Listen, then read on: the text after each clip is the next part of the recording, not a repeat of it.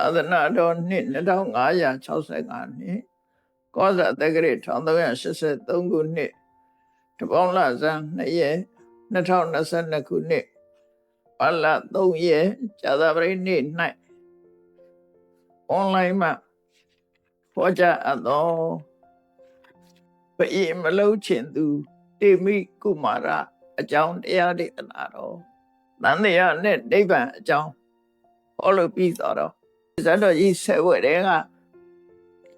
ပထမဆုံးမူကပက္ခကိုမူကပက္ခဆက်ညမပြေမှာတော့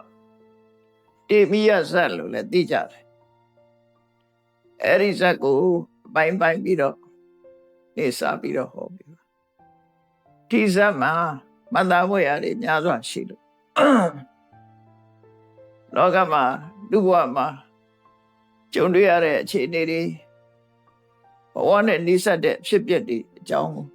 သိရှိနားလည်ဖို့အတွက်ရှင်မင်းမလုံးချင်သူတေမိယကုမာရဒီဇလန်လေးကိုစပြီးတော့ပြောကြရအောင်ကာတိတိုင်းဒီကနေ့လည်းကာတိလို့ပဲခေါ်ပါတယ်အိန္ဒိယနိုင်ငံမှာသူတို့အတန်တွဲနဲ့ကြတော့ကာရှိလို့ခေါ်တယ်ဒီနေ့လည်းရှိတာပဲအဲ့ဒီမှာကာတိတိုင်းဆိုနော်အဲ့ဒီကာတိတိုင်းဗာရဏသီပြည်ကာတိဘုရင်ကထိနန်းအုပ်ချုပ်မင်းလုပ်ပြီးတော့နေတယ်အိန္ဒိယခေါ်မဲ့ဆိုရင်မဟာရာဇာလို့ခေါ်တယ်မဟာရာဇာဆိုပြီးတော့အခုဗာရဏသီမဟာရာဇာအခုလည်းရှိတာပဲသူတို့စီမှာအင်္ဂလိပ်လက်ထက်ကဒေသအသီးသီးမှာသူနေရာနဲ့သူအုပ်စိုးတာဗမာပြည်လူပေါ့အင်းဝါကတမင်းအသာဝရိယတမင်းဒီလိုခွဲပြီးတော့အုပ်စိုးတယ်လို့ပဲအိန္ဒိယနိုင်ငံမှာလည်းပဲတရားတစ်ပါးသောမင်းနေဆိုတာအိန္ဒိယနိုင်ငံကိုပြောတာပဲဗမာပြည်ပါရမဟုတ်ဘူးတရားတစ်ပါးသောမင်းဆိုတာအိန္ဒိယနိုင်ငံမင်းနေသူတို့နိုင်ငံမှာခဏထိအောင်မဟာရာဇာလို့ပဲခေါ်တယ်မဟာရာဇာအဲ့ဒီကာတိတိုင်းကကာတိဘုရင်အုပ်ချုပ်နေတဲ့အချိန်ပေါ့အဲ့ဒီကာတိဘုရင်ရဲ့စန္ဒာတေဝီဆိုတဲ့မိဖုရားကသားတော်လေးတစ်ပါးထွန်းကားလာတယ်မိဖုရားမောင်မမိတ်တန်16,000ရှိတဲ့ထဲကဒီစန္ဒာတေဝီမိဖုရားကပဲအားလေးရလာတဲ့အခါကျတော့တိုင်းပြည်အုပ်ချုပ်တဲ့မင်းတွေမှာသားမထွန်းကားလို့ရှိရင်လည်းမကြိုက်ကြဘူးများလုံးအားကြီးပြန်တော့လေပြဿနာတက်တယ်မင်းတို့မင်းမှာဆိုရင်မင်းသားတွေများနေလို့ပြဿနာတက်တယ်လေအသာသမီးမထွန်းကားတဲ့ဘုရင်တွေကြတော့လေတိုင်းပြည်မွေဆက်ခံမဲ့ပုဂ္ဂိုလ်အတွက်လူရစိတ်ပူကြပြန်တယ်တော့ကံကောင်းပြီးတော့စန္ဒာဒေဝီမိဖုရားကသားတော်လေးတစ်ပါးမွေးဖွားလိုက်တယ်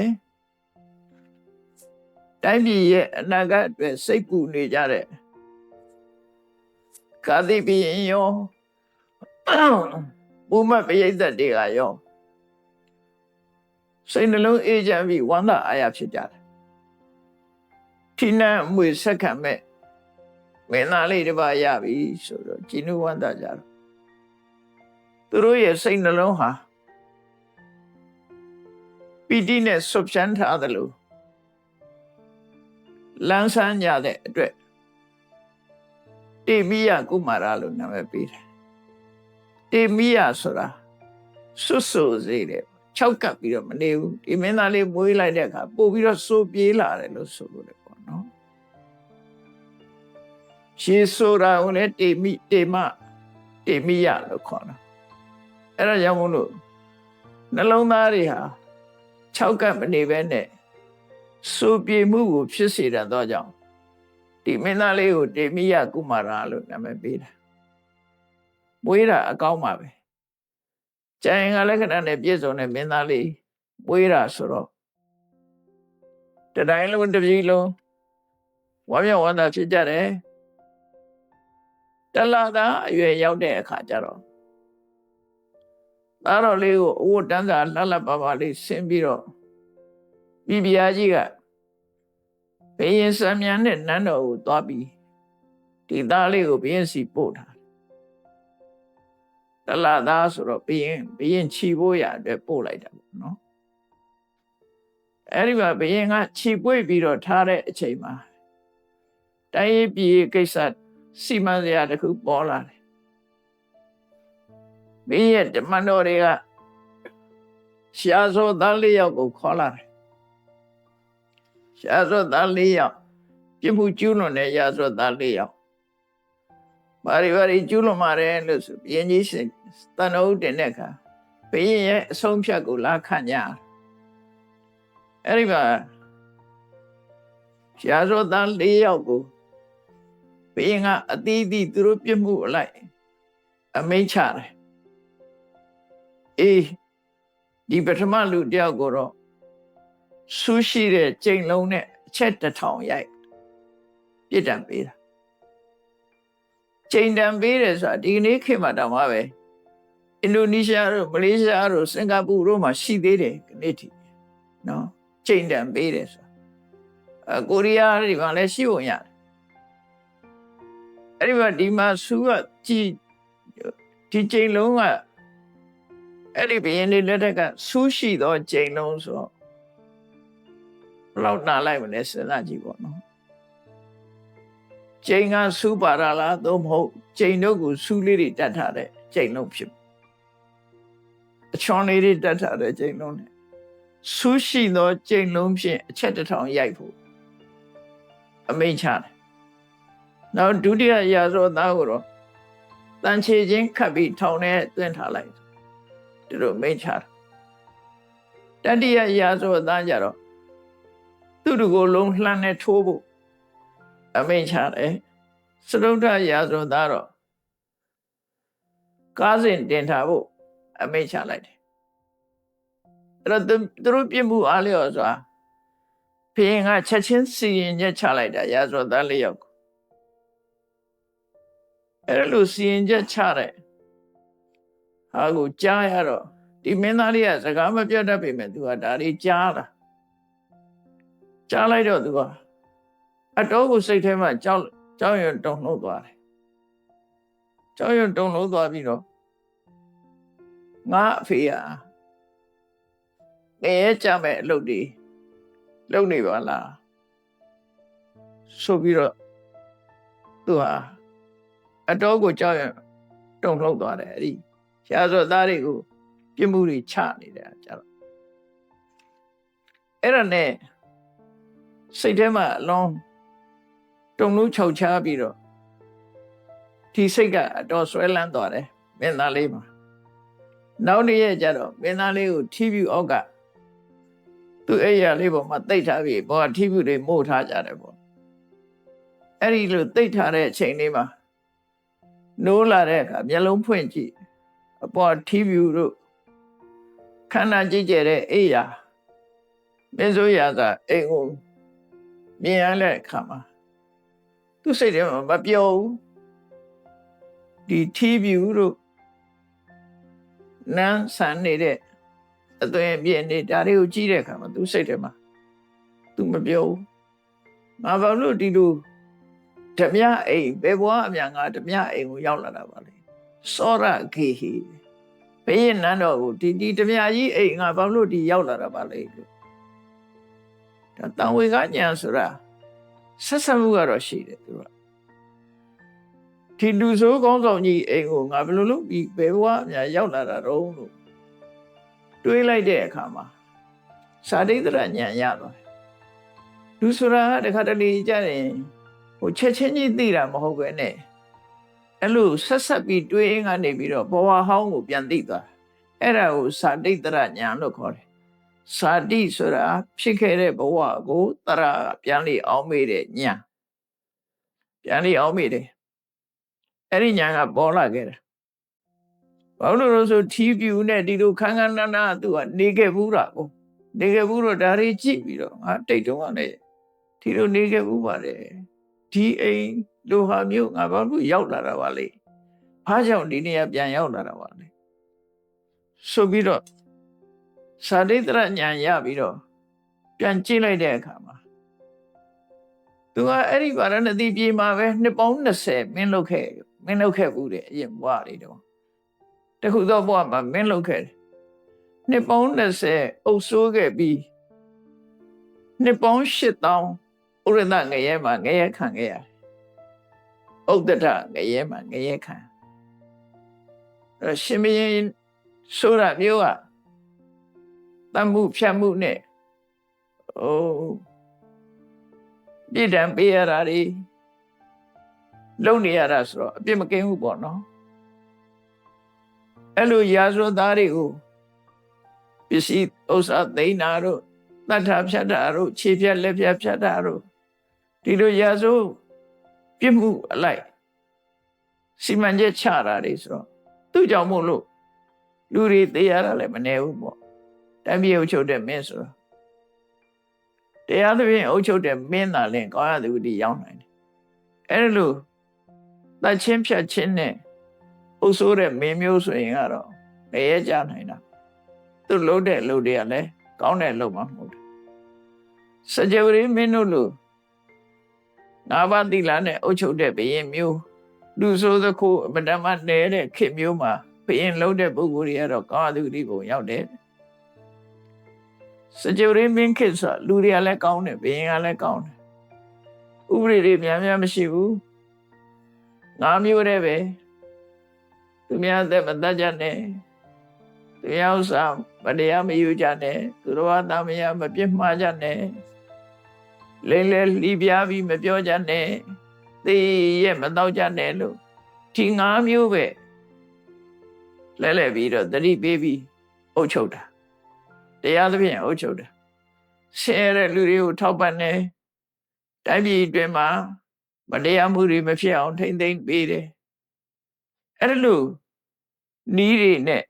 အုပ်ချုပ်တဲ့ဘုရင်တွေကတော့ကောင်းရသူတည်ပုံရောက်တယ်အဲ့လိုမဟုတ်ဘဲနဲ့ရာဇဝတ်သားတွေနဲ့ပြစ်မှုတွေကိုခုလိုစီမံချက်တွေချတယ်ချိန်တန်ချတယ်လမ်းနဲ့ထိုးတယ်ကားစဉ်တင်တယ်ခေါင်းဖြတ်သတ်စေလို့မိတ်ပေးတယ်အဲ့လိုပြစ်ဒဏ်တွေချတဲ့ဘုရင်ဘဝမှာဒီကာတိတိုင်းမှာပဲဒီဗာရဏသီပြည်မှာပဲလွန်ခဲ့တဲ့ဘဝတွေတုန်းကနှစ်ပေါင်း20သူကဘုရင်လုပ်ခဲ့တာအဲ့ဒါကောင်းတဲ့သွားပေါ်တာပြန်သတိရတာအဲ့ဒီကနေဆက်တွေးလိုက်တဲ့ကဘုရင်လုပ်ပြီးသေတော့ဘယ်ရောက်တော့ဆိုရင်ငရဲကြီးရှစ်တက်နာကဥဒ္ဒရငရဲမှာသွားပြီးတော့အနှစ်8000နဲ့ငရဲခံရတယ်ဒီပြစ်မှုတွေကိုပြန်ခံရတယ်အဲ့ဒါလို့ဘဝခရီးဖြတ်တန်းခဲ့တဲ့သူကြောက်ရွံ့နဲ့သူမဖြစ်ချင်တဲ့ဒီလူဆိုးသခိုးရဲ့အိမ်ကိုသူဘယ်လိုလုပ်ပြီးရောက်လာတာတော့လို့ဆိုပြီးတော့တွေးတောပြီးတော့စိတ်ထဲမှာအမှန်တမ်းထိကြိုက်တယ်အဲ့ဒါတွေတွေးပြီးတော့သိတ်ကိုကြောက်သွားတယ်သူကဘယ်နည်းနဲ့ငါလွတ်မြောက်အောင်လုပ်ရပါမလဲလို့အကြံထုတ်နေတာတလားသားပဲရှိသေးတာအဲ့ဒီချိန်စိတ်ထဲမှာသူစိတ်ထဲမှာအဲ့လိုဖြစ်အဲ့လိုစိတ်ထဲကကြံတွေးနေတဲ့အခါမှာသူ့ပေါ်မိုးထားတဲ့ TV မှာစောင်းတဲ့နတ်သမီးအဲ့ဒီ TV စောင်းနတ်သမီးကနေပြီးတော့သူကမဆလမကန်ဘဝတွေမှာအမေတော်ခဲ့ဘူးတယ်အမေတော်ခဲ့ဘူးတယ်ဆိုတော့တန်ရောစင်ရှိတယ်ပေါ့နော်ဒီမင်းသားလေးဟာမျက်နှာပြက်ပြီးတော့စိတ်နှလုံးညှိုးနွမ်းနေတာကိုသိတယ်သိတဲ့အခါမှာသူဘာကြောင့်ဒီလိုဖြစ်တာတော့ဆိုတာဒီအိမ်ကိုသူလူလာဖြစ်လို့စိတ်တိုင်းကမကြေမနပ်ဖြစ်တယ်ဆိုတာကိုသိတော့ဘယ်လိုလုပ်ပြီးလွတ်ရမလဲလို့ဆိုတာကိုနတ်သမီးကအကြံပေးတယ်တဲ့သူဒီလိုအိမ်မျိုးကလွတ်တဲ့နည်းရှိပါတယ်ဆိုပြီးသူ့ကိုအာဘိစကားပြောတာဘာပြောတော့ဆို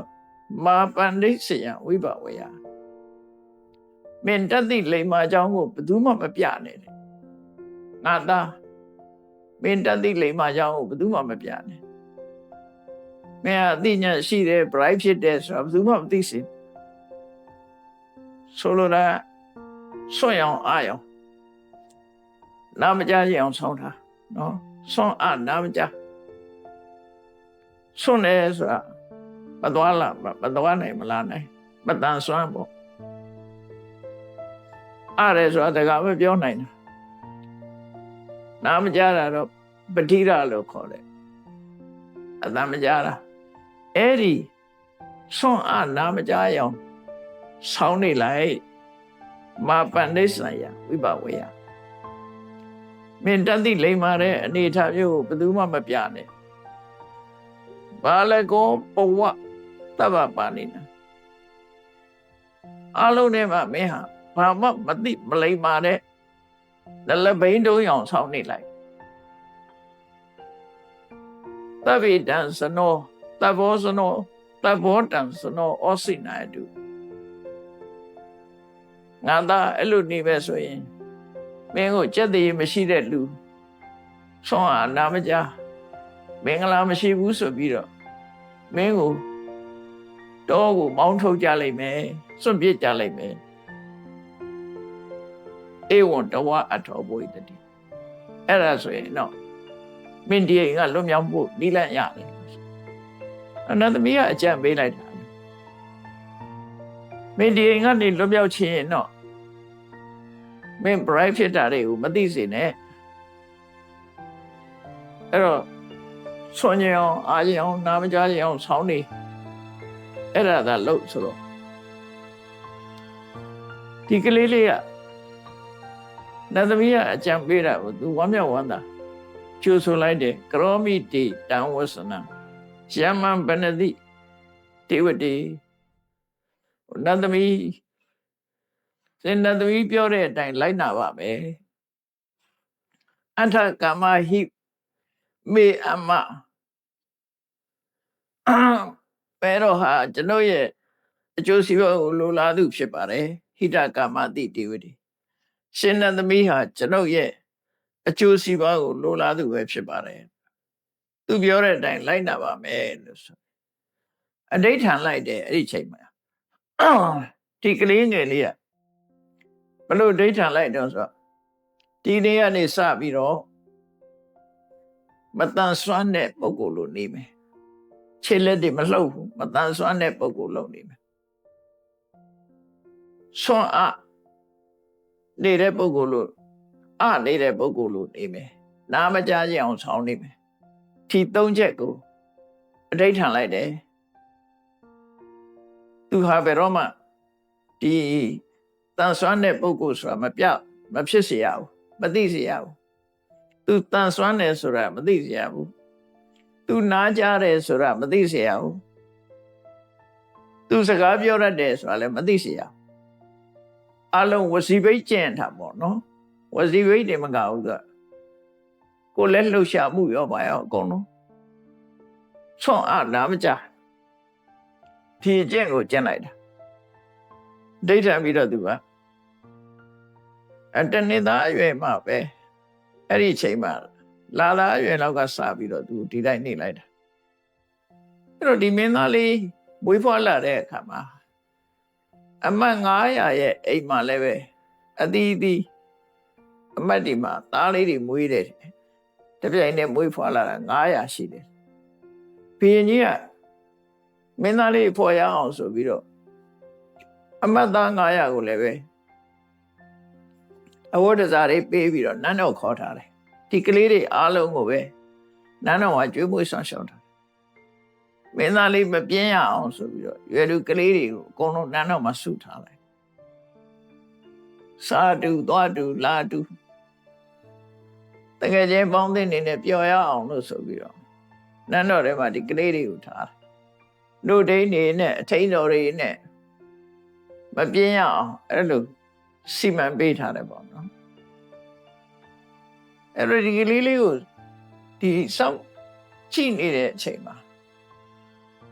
ခါတိုင်းကလေးတွေကနှိုးစားလို့ငိုကြတာတို့သူကြည့်ရင်ငိုလည်းမငိုဘူး အဲ့ရက်ကစားပြီးငိုလည်းမငိုထားတဲ့အတိုင်းပဲလှုပ်လည်းမလှုပ်ဘူးငိုလည်းမငိုဘူးလှုပ်လည်းမလှုပ်ဘူးဘေးကအတန်လေးကြားလဲသူကကြည့်လည်းမကြည့်ဘူးလှဲ့လေတော့ပုံစံကသူကနားမကြားဘူးနော်စကားမပြောတတ်ဘူးမတန်ဆွမ်းမှုဆိုတဲ့အနေထားမျိုးတိုင်းသူကနေတယ်ခြားထားတဲ့နေရာပဲနေတယ်တနေ့ကုန်နှုံးမတိုက်ပဲထားလဲပဲနှုတ်စားတယ်လို့မဟုတ်ကျန်တဲ့ကလေးတွေကငိုကြတယ်အော်ကြတယ်တောင်းကြတယ်ငိုရကြတယ်ဒီမင်းသားတွေကငိုတယ်လို့ကိုမရှိဘူး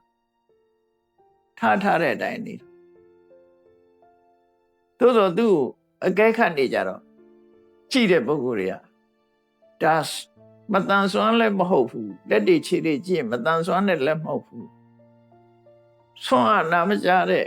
အနေထားမျိုးလည်းမရှိဘူးပေါ့နာမကြတဲ့အနေထားလည်းမရှိဘူးအကုန်လုံးဟာပုံပန်းတဏ္ဍာကအကုန်ကောင်းနေတဲ့ပုံကြီးပဲဘာကြောင့်မလဲဆိုပြီးတော့စဉ်းစားရကြဒီကလေးလေးကထားတဲ့အတိုင်းပဲဒီမင်းသားလေးကနေတော့ဒါနဲ့အမတ်တွေကအကြံပေးတယ်နှုတ်ဖြတ်ကြည့်ပါ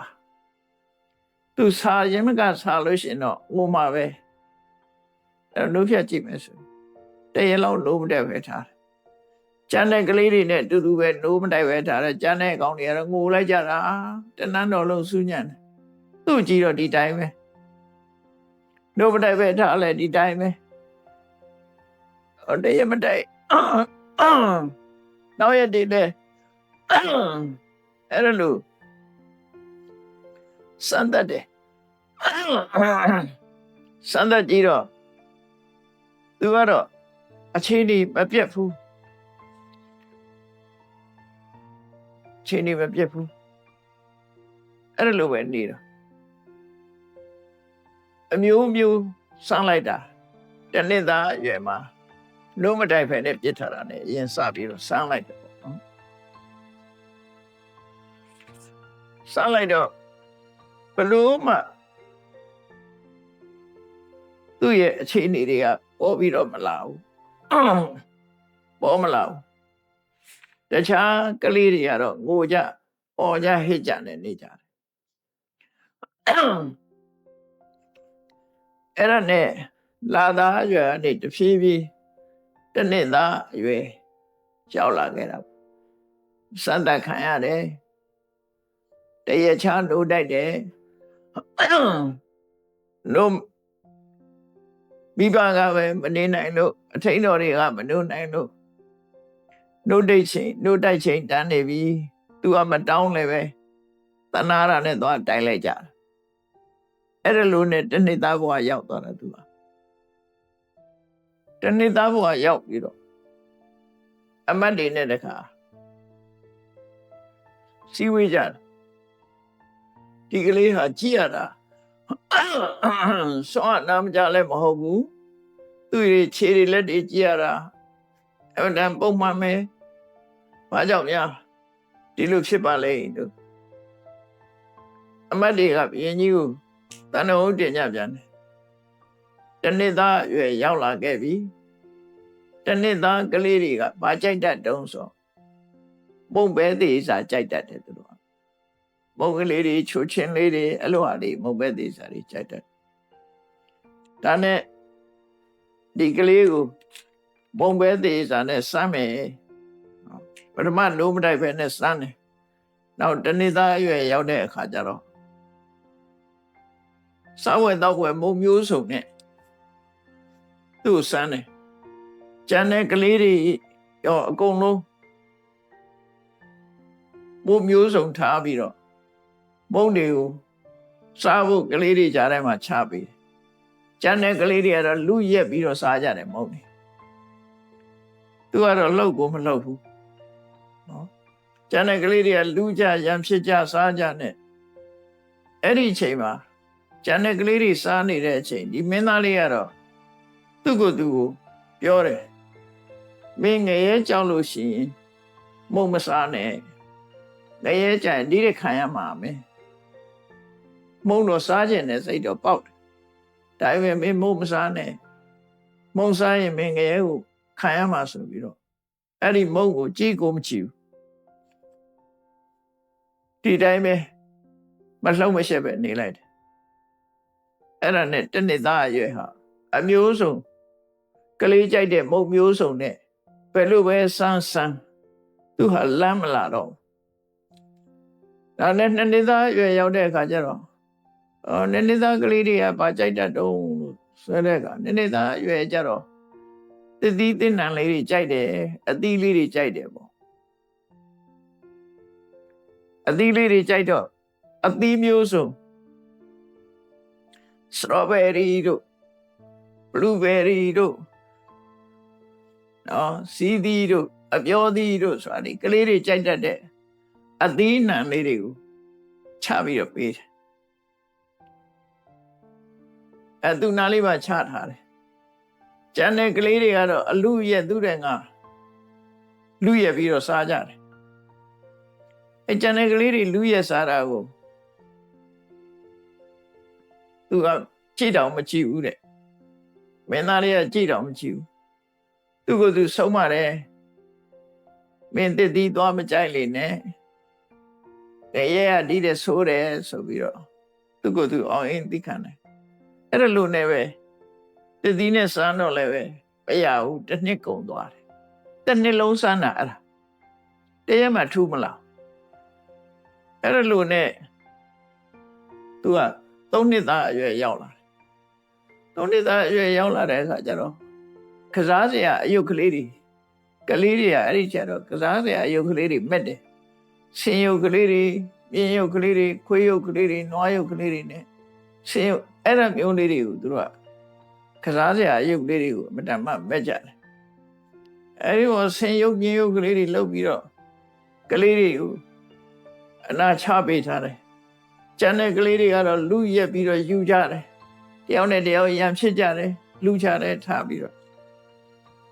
ဖះလောင်မင်းသားတွေကတော့ကြည့်တော့မကြည့်ဘူးတဲ့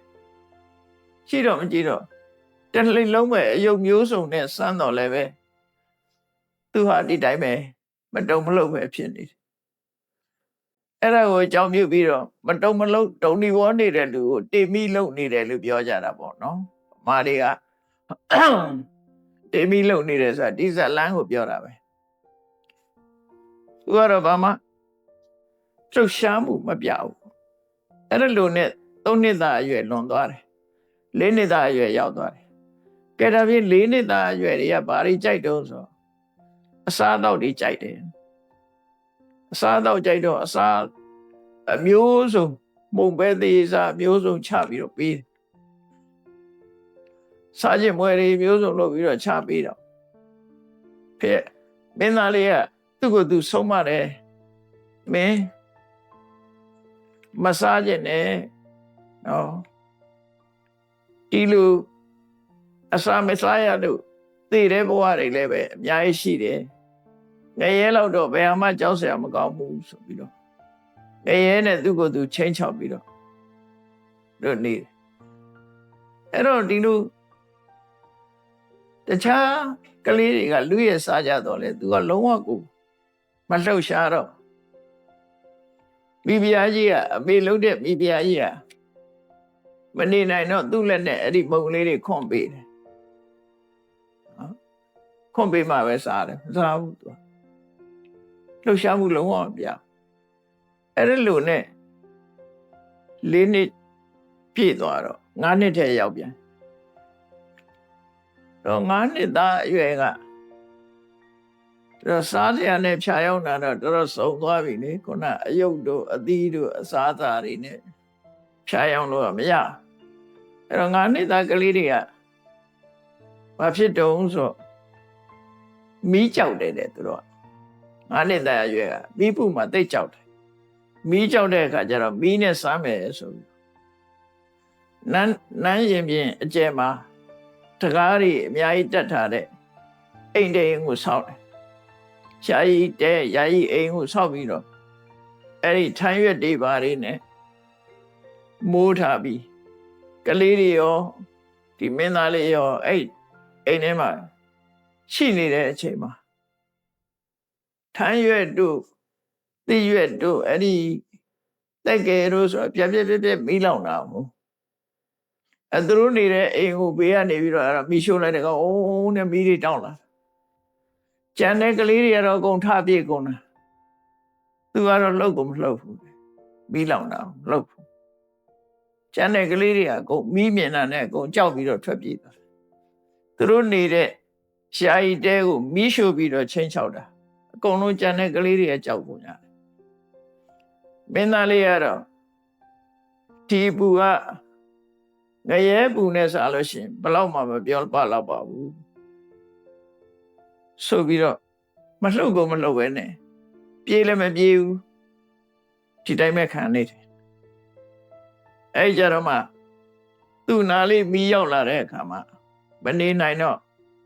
မိဘတွေကကလေးတွေပွေ့ချပြီးတခြားခေါ်သွားသူ့အနေနဲ့ကတော့မီးလောင်လဲရွှေ့မှာမဟုတ်ဘူးပေါ့နော်ဒိဋ္ဌံထားအဲ့လိုနဲ့9နှစ်သားပြီးသွားရော6နှစ်သားရောက်လာပြန်6နှစ်သားကျတော့ဘာကြောက်တတ်တုံးဆိုရင်ဆင်ကြီးတွေပါလေလာရင်ကြောက်တယ်ဆင်မြင်ကြောက်တယ်အဲ့ဒါနဲ့ဘုံယူတဲ့ဆင်တွေကိုကြောက်လို့အဲ့ဒါရင်ကျေးတဲ့တင်ပြထားတဲ့ဆင်လိမ္မာတကောင်ကိုဆင်လိမ္မာတကောင်နဲ့ဒီမင်းသားလေးကိုစမ်းတတ်တယ်အခြားကလေးတွေနဲ့ဒီမင်းသားလေးကိုနိုင်ရင်ပြမှာထိုင်ခိုင်းတာပြီးတော့သူတို့ထိုင်နေတဲ့နေရာဆင်ကြီးတွေကောင်လှုပ်လိုက်တယ်ဆင်ကလည်းပဲတင်ထားတဲ့အတိုင်းဟန်လို့တယ်ပေါ့လက်ရွက်စွန့်နာမောင်းကြီးမြောက်အမီးကုတ်ပြီးတော့ချိုးကြတန်ခဲ့သူဆူရှာတဲ့အတန်ကြီးနဲ့အော်ပြီးသူတို့စီကိုပြေးလာတင်ထားတဲ့အတိုင်းလှုပ်တာသူတို့ကိုနင်းတော့မယ်ထိုးတော့မယ်ဆိုတဲ့ပုံစံမျိုးနဲ့ဆင်ကြီးကပြေးလာတယ်အဲ့လိုပြေးလာတဲ့အခါကျန်တဲ့ကလေးတွေကတော့ကုန်ကြောက်ပြီးတော့အောငိုပြီးထွက်ပြေးကုန်ကြတယ်မင်းသားလေးကတော့အေးဆင်နင်းတာငရဲနဲ့ဆိုင်တော့တက်တာတယ်နင်းမစီဆိုပြီးတော့လှုပ်ကုန်မလှုပ်ဘူးသူကတော့ထားလည်းမပြေးဘူးတကယ်ဆွမ်းအနာမကျပုံစံနဲ့ပဲနေလိုက်တယ်ဆင်ကြီးကသူ့နားရောက်လာတယ်တင်ထားတဲ့အတိုင်းပဲမင်းသားလေးကိုပွေ့ပြီးတော့နာမောင်းနဲ့ပွေ့ချီလိုက်တယ်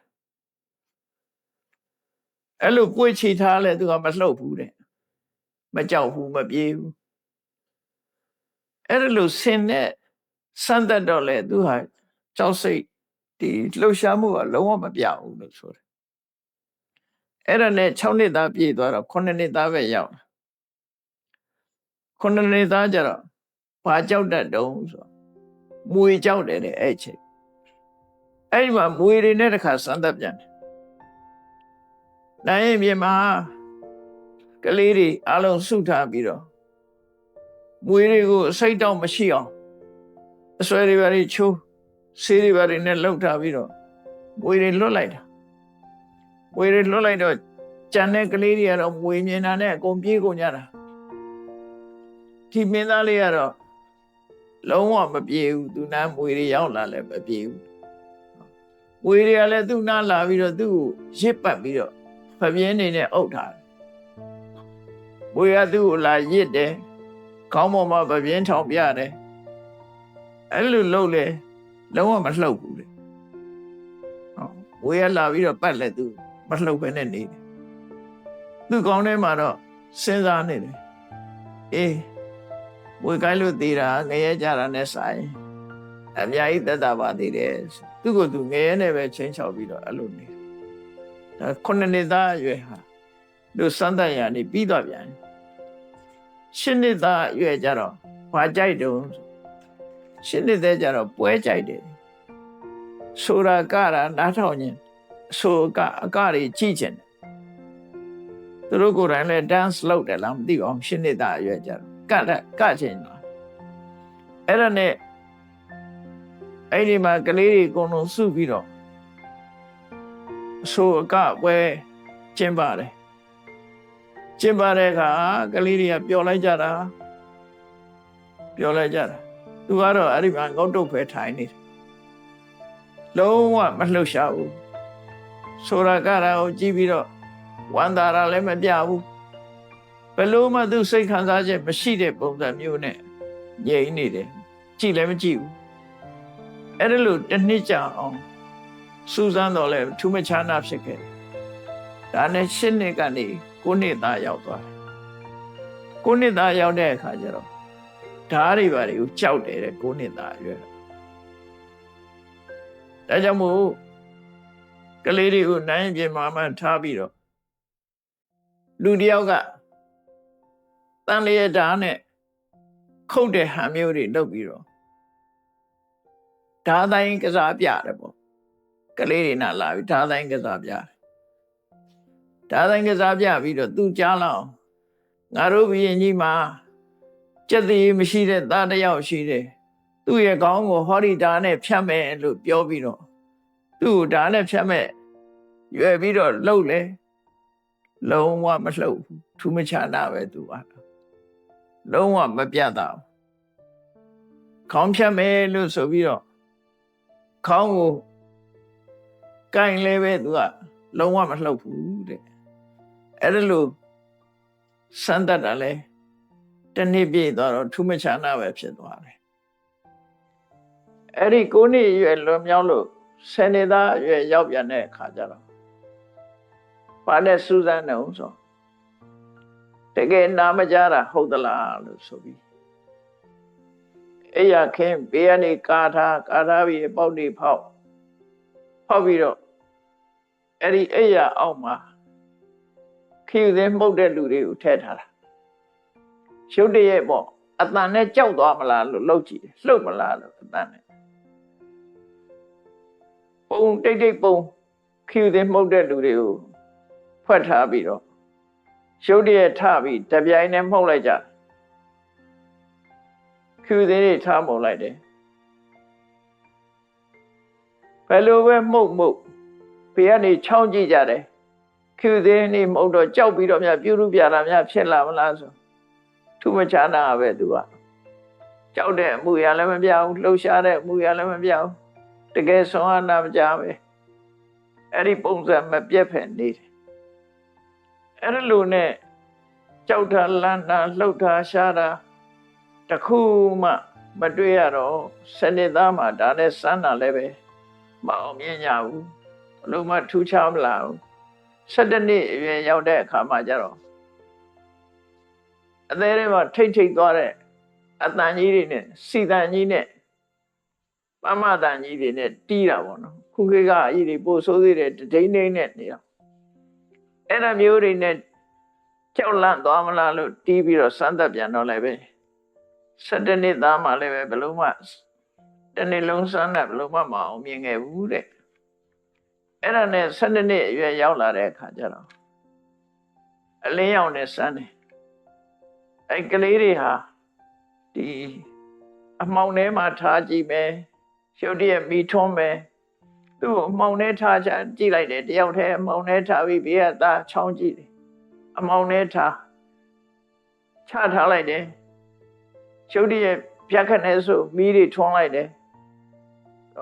မှောင်ထဲနေတော့ကလက်ချေကဘယ်လိုနေတယ်အခုလင်းထိုးလိုက်တဲ့ကဒီလက်ချေတွေပြောင်းသလားဆိုတာကြည့်တာနော်မောင်နှုံးကချထားတဲ့အတိုင်းပဲမီးလင်းတဲ့အချိန်မှလည်းပဲလက်တီချေတွေကဒီတိုင်းပဲနေ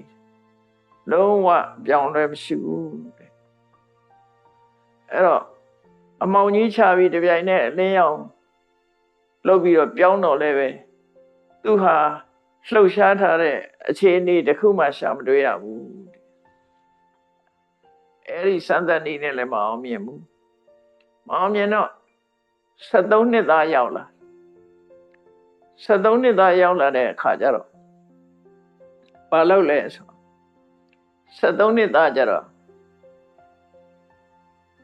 တင်းလဲဆိုတာ ਨੇ အချိုးရည်တွေတကားလို့ဟာမျိုးတွေပေါ့ဟာနိတန်တင်းလဲဆိုတာအဲ့ဒီတင်းလဲနဲ့သူ့ကိုစမ်းတယ်သူ့တကူလုံးကိုတင်းလဲတွေတုတ်ပြီးတဲ့အခါကျတော့ရှင်နေပြားတဲ့နေရာမှာတိတ်ထားတယ်မင်းသားလေးကိုတင်းလဲတွေတုတ်ပြီးတော့ရင်အောင်လုပ်တာပေါ့နော်ရှင်အောင်လို့တော့ဟာရင်တွေကအကုန်ဝိုင်းအောင်ပြီးတော့တင်းလဲပေါ်မှာလာပြီးတော့နာကြတော့သူ့လည်းကြိုက်ခံရတာပေါ့အဲ့လိုနေလဲသူကလှုပ်မှုတဲ့ ရင်ကောင်းတွေတမဲမဲနဲ့တရေဒီလိုလုံနေတော့လည်းပဲလုံးဝလှုပ်ရှားခြင်းမရှိဘူးအဲ့ဒါတစ်နှစ်လုံးစုံစံတတ်တာထူးခြားမှုမတွေ့ရပြန်ဒါနဲ့14နှစ်အရွယ်ရောက်လာတယ်14နှစ်အရွယ်ရောက်လာတဲ့အခါကျတော့လူငယ်ဆိုတာ14နှစ်ဆိုတော့လူပြိုပေါက်လေးရွယ်ရောက်လာပြီအဲ့ဒီရွယ်မျိုးဆိုတာအတန့်ကြိုက်လာတယ်နော်လူပြိုလှုပ်ချင်တဲ့အရွယ်လေးရောက်လာတယ်တန်တန်ပြတ်ပြတ်နေချင်းလာတယ်သူအဲ့လိုတန်တန်ပြတ်ပြတ်နေချင်းပြီဆိုမှသူ့ကိုရေချိုးမပေးဘူးနော်ဘာမှဖိလိမ့်ပြင်ဆင်ပေးတာမဟုတ်ဘူးချင်းကြီးချင်းအစားပြီးတော့သူ့ကိုတဲ့ပေးတာမဟုတ်တော့ထားတဲ့နေရာမှာပဲသူအချင်းကြီးစွန်းနေချင်းငယ်စွန်းနေအဲ့ဒါလိုညစ်ပတ်ပေးနေအောင်ထားပြတယ်ဘယ်သူမှဒါတွေကိုသုတ်တင်မပေးဘူးသူ့ကိုယ်အထွက်တဲ့ချင်းကြီးချင်းငယ်တွေနဲ့ညစ်ပတ်ပေးပြီးနေတယ်အဲ့ဒီမှာရင်တုံးနဲ့ဖြစ်နေတယ်သို့တော့လုံးမပေးဘူးဆိုတဲ့အခါမှာသူကဒီတိုင်းပဲနေတယ်ဆွမ်းနာမကြပုံစံနဲ့ပဲသိခံပြီးတော့အဲ့လိုနေလိုက်တာဒါတခဏလည်းမဟုတ်ဘူးတစ်နှစ်လုံးအဲ့ဒီလိုဖြစ်နေတယ်ပြစမ်းတတ်တယ်ပေါ့နော်အဲ့ဒါသူ့ရဲ့လှုပ်ရှားမှုမရှိပြီဆိုတော့မှရှေမိုးချိုးတုတ်တင်ပေးကြတယ်အဲ့လိုညစ်ပေတဲ့နေရာတွေမှာထားခိုင်းပြီးတော့ဒီလိုနေတာပေါ့နော်အဲ့လိုနေလဲသူကလှုပ်ရှားမှုပြောင်းလဲမှုဘာမှမရှိဘူးတဲ့ဒါနဲ့15နှစ်အရွယ်ရောက်လာ15နှစ်အရွယ်ရောက်လာတော့သူမိကြီးကဲနဲ့အမှန်မှပူပြင်းနဲ့မိကြီးကဲတွေနဲ့စံတတ်တယ်သူအိတ်တဲ့ညောင်ဆောင်အောင်မှာမီအိုကင်းတွေထည့်ပြီးတော့ထားတယ်အဲ့ဒီမီအိုကင်းကဒီမိခဲတွေနဲ့ရဲဆိုတော့အမှန်မှပူတာပေါ့အမှန်မှပူတာအဲ့ဒီပူကြောင့်ဒီမိလောင်မှုတွေဘာတွေထွက်ကုန်မိလောင်မှုတွေဘာတွေထလာနေအဲ့လိုမီးပူနဲ့ကပ်ပြီးတော့ဒီလိုနှိမ့်ဆက်ညှဉ်းပန်းတယ်လို့စမ်းတတ်တဲ့အခါမှာငရဲမီးပူဟာတိတဲ့ပို့ပူတယ်ဒါကဘလောက်မှမပြောပါတော့ဘူးသူ့ကိုယ်သူတတိပေးပြီးတော့မယ်မလှုပ်နဲ့သိခံနေဆိုပြီးတော့ငရဲမီးပူနဲ့စားလို့ရှိရင်ဒါကမပြောပါတော့ဘူးဆိုပြီးသူ့ကိုယ်သူပဲအန်ကျိတ်ဆုံးမပြီးတော့မလှုပ်ရှားပဲနေလိုက်တာသူ့ဒိဋ္ဌံထားတဲ့အတိုင်းတစ်နှစ်ပြည့်သွားပြန်တယ်အဲ့ဒါနဲ့16နှစ်သားအရွယ်ရောက်လာ16နှစ်သားအရွယ်ရောက်တဲ့ဆိုလူပြိုပေါက်ဖြစ်သွားပြီပေါ့နော်အရွယ်ရောက်သွားပြီအဲ့ဒီလို16နှစ်အရွယ်မျိုးဆိုတာစိတ်လှုပ်ရှားတဲ့အရွယ်မျိုးဖြစ်လာပြီပေါ့စိတ်လှုပ်ရှားတဲ့အရွယ်မျိုးဖြစ်တယ်တဘာဝကစိတ်လှုပ်ရှားတော့အဲ့တော့သူများစိတ်ဝင်စားမလားလို့နန်းတော်သူတွေကအမှန်တမ်းလှပတဲ့နန်းတွင်းကကလေးမလေးတွေကရှိတဲ့မလေးတွေကိုခေါ်ပြီးတော့သူ့ကိုပွေခိုင်းနေဖက်ခိုင်းနေနန္ဒရည်တွေနဲ့ရေချိုးပေးတယ်အဲ့လိုတွေအိယာဘောတင်ပေးတယ်အမျိုးစုံဝိုင်းဝန်းပြီးတော့သူပြုစုကြတယ်သူပျော်အောင်လို့ဆိုပြီးတော့အမျိုးစုံပြုစုပေးကြတယ်ဘယ်လိုပဲပြုစုအဲ့ဒီအမျိုးသမီးငယ်လေးတွေကိုသူကလုံးဝကိုကြည့်ကိုမကြည့်ဘူးမကြည့်ရုံနဲ့မဟုတ်ဘူးဒီအမျိုးသမီးတွေငါရဲ့ခန္ဓာကိုယ်ရဲ့အတွေ့ကိုမရပါစေနဲ့လို့အဋိဋ္ဌံပြီးတော့နေလိုက်သေးတယ်လေအဋိဋ္ဌံပြီးတော့သူ့ရဲ့အသက်ရှူတာကိုအောင့်ထားလိုက်သေးတယ်အဲ့ဒီကျတော့သူခန္ဓာကိုယ်ကတောင့်တင်းလာအသက်အောင့်ထားတဲ့အခါကျတော့ခန္ဓာကိုယ်ကချောချောမောမောမဟုတ်ဘဲနဲ့တောင့်တင်းလာတယ်အဲ့လိုတောင့်တင်းလာအောင်လုပ်ပြီးတော့သူဟာတာမန်လူသားတယောက်ရဲ့အသားရည်မျိုးမဟုတ်ဘဲနဲ့တောင့်ကြီးဖြစ်လာအောင်အသက်မရှူဘဲနဲ့နေလိုက်တာအဲ့လိုလုပ်တဲ့အခါကျတော့ ဒါလူမဟုတ်ဘူးဘလူဖြစ်လိမ့်မယ်ဆိုပြီးတော့သူ့ကိုလာပြီးဖြေပြောတဲ့မိန်းကလေးတွေကကြောက်လန့်ကုန်ကြတယ်မလှူရှားတာကြည့်ပြီးတော့ကြောက်လန့်ကုန်ကြအဲ့ဒီမှာလည်းပဲဘာမှထူးခြားတာကိုမတွေ့ရဘူးထူးခြားတာမတွေ့ရအဲ့ဒါလို့ကြီးမားတဲ့အခက်အခဲတွေနဲ့အမျိုးစုံ16နှစ်ကြာ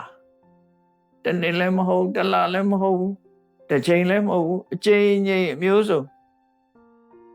စံတတ်တော်လည်းပဲသူ့ရဲ့အဋိဌာန်ချက်ကြောင့်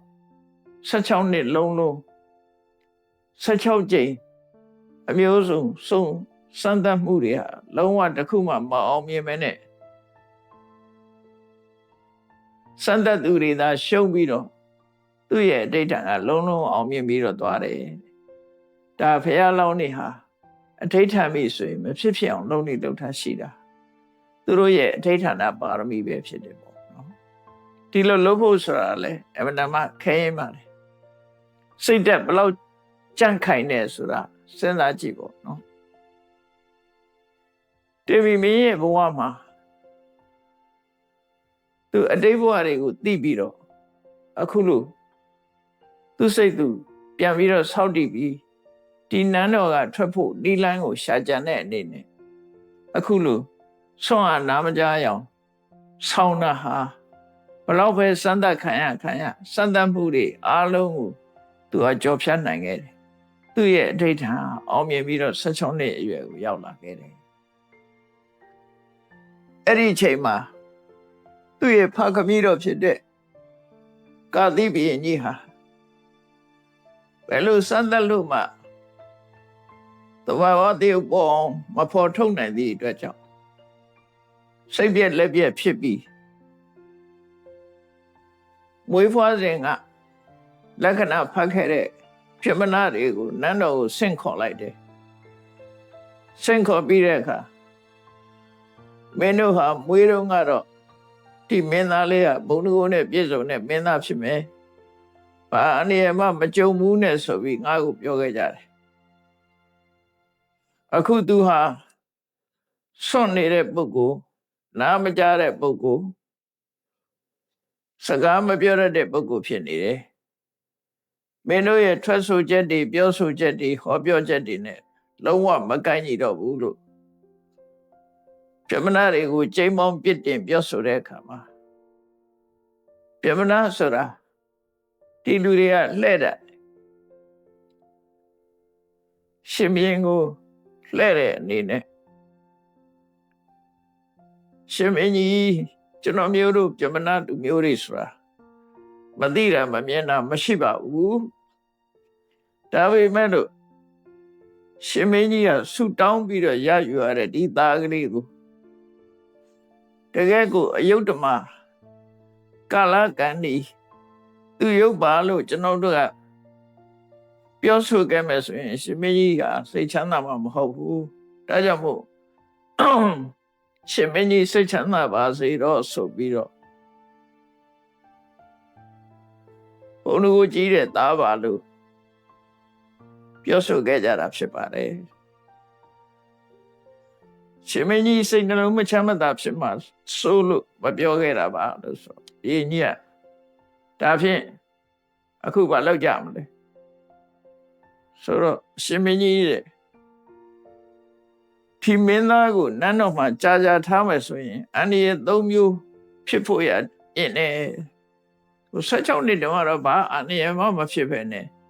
အခု16နှစ်လွန်လာတဲ့အခါသူ့ထားရင်အန္တရာယ်ဖြစ်လိမ့်မယ်ဆိုတာယုတ်တိမရှိဘူးပေါ့နော်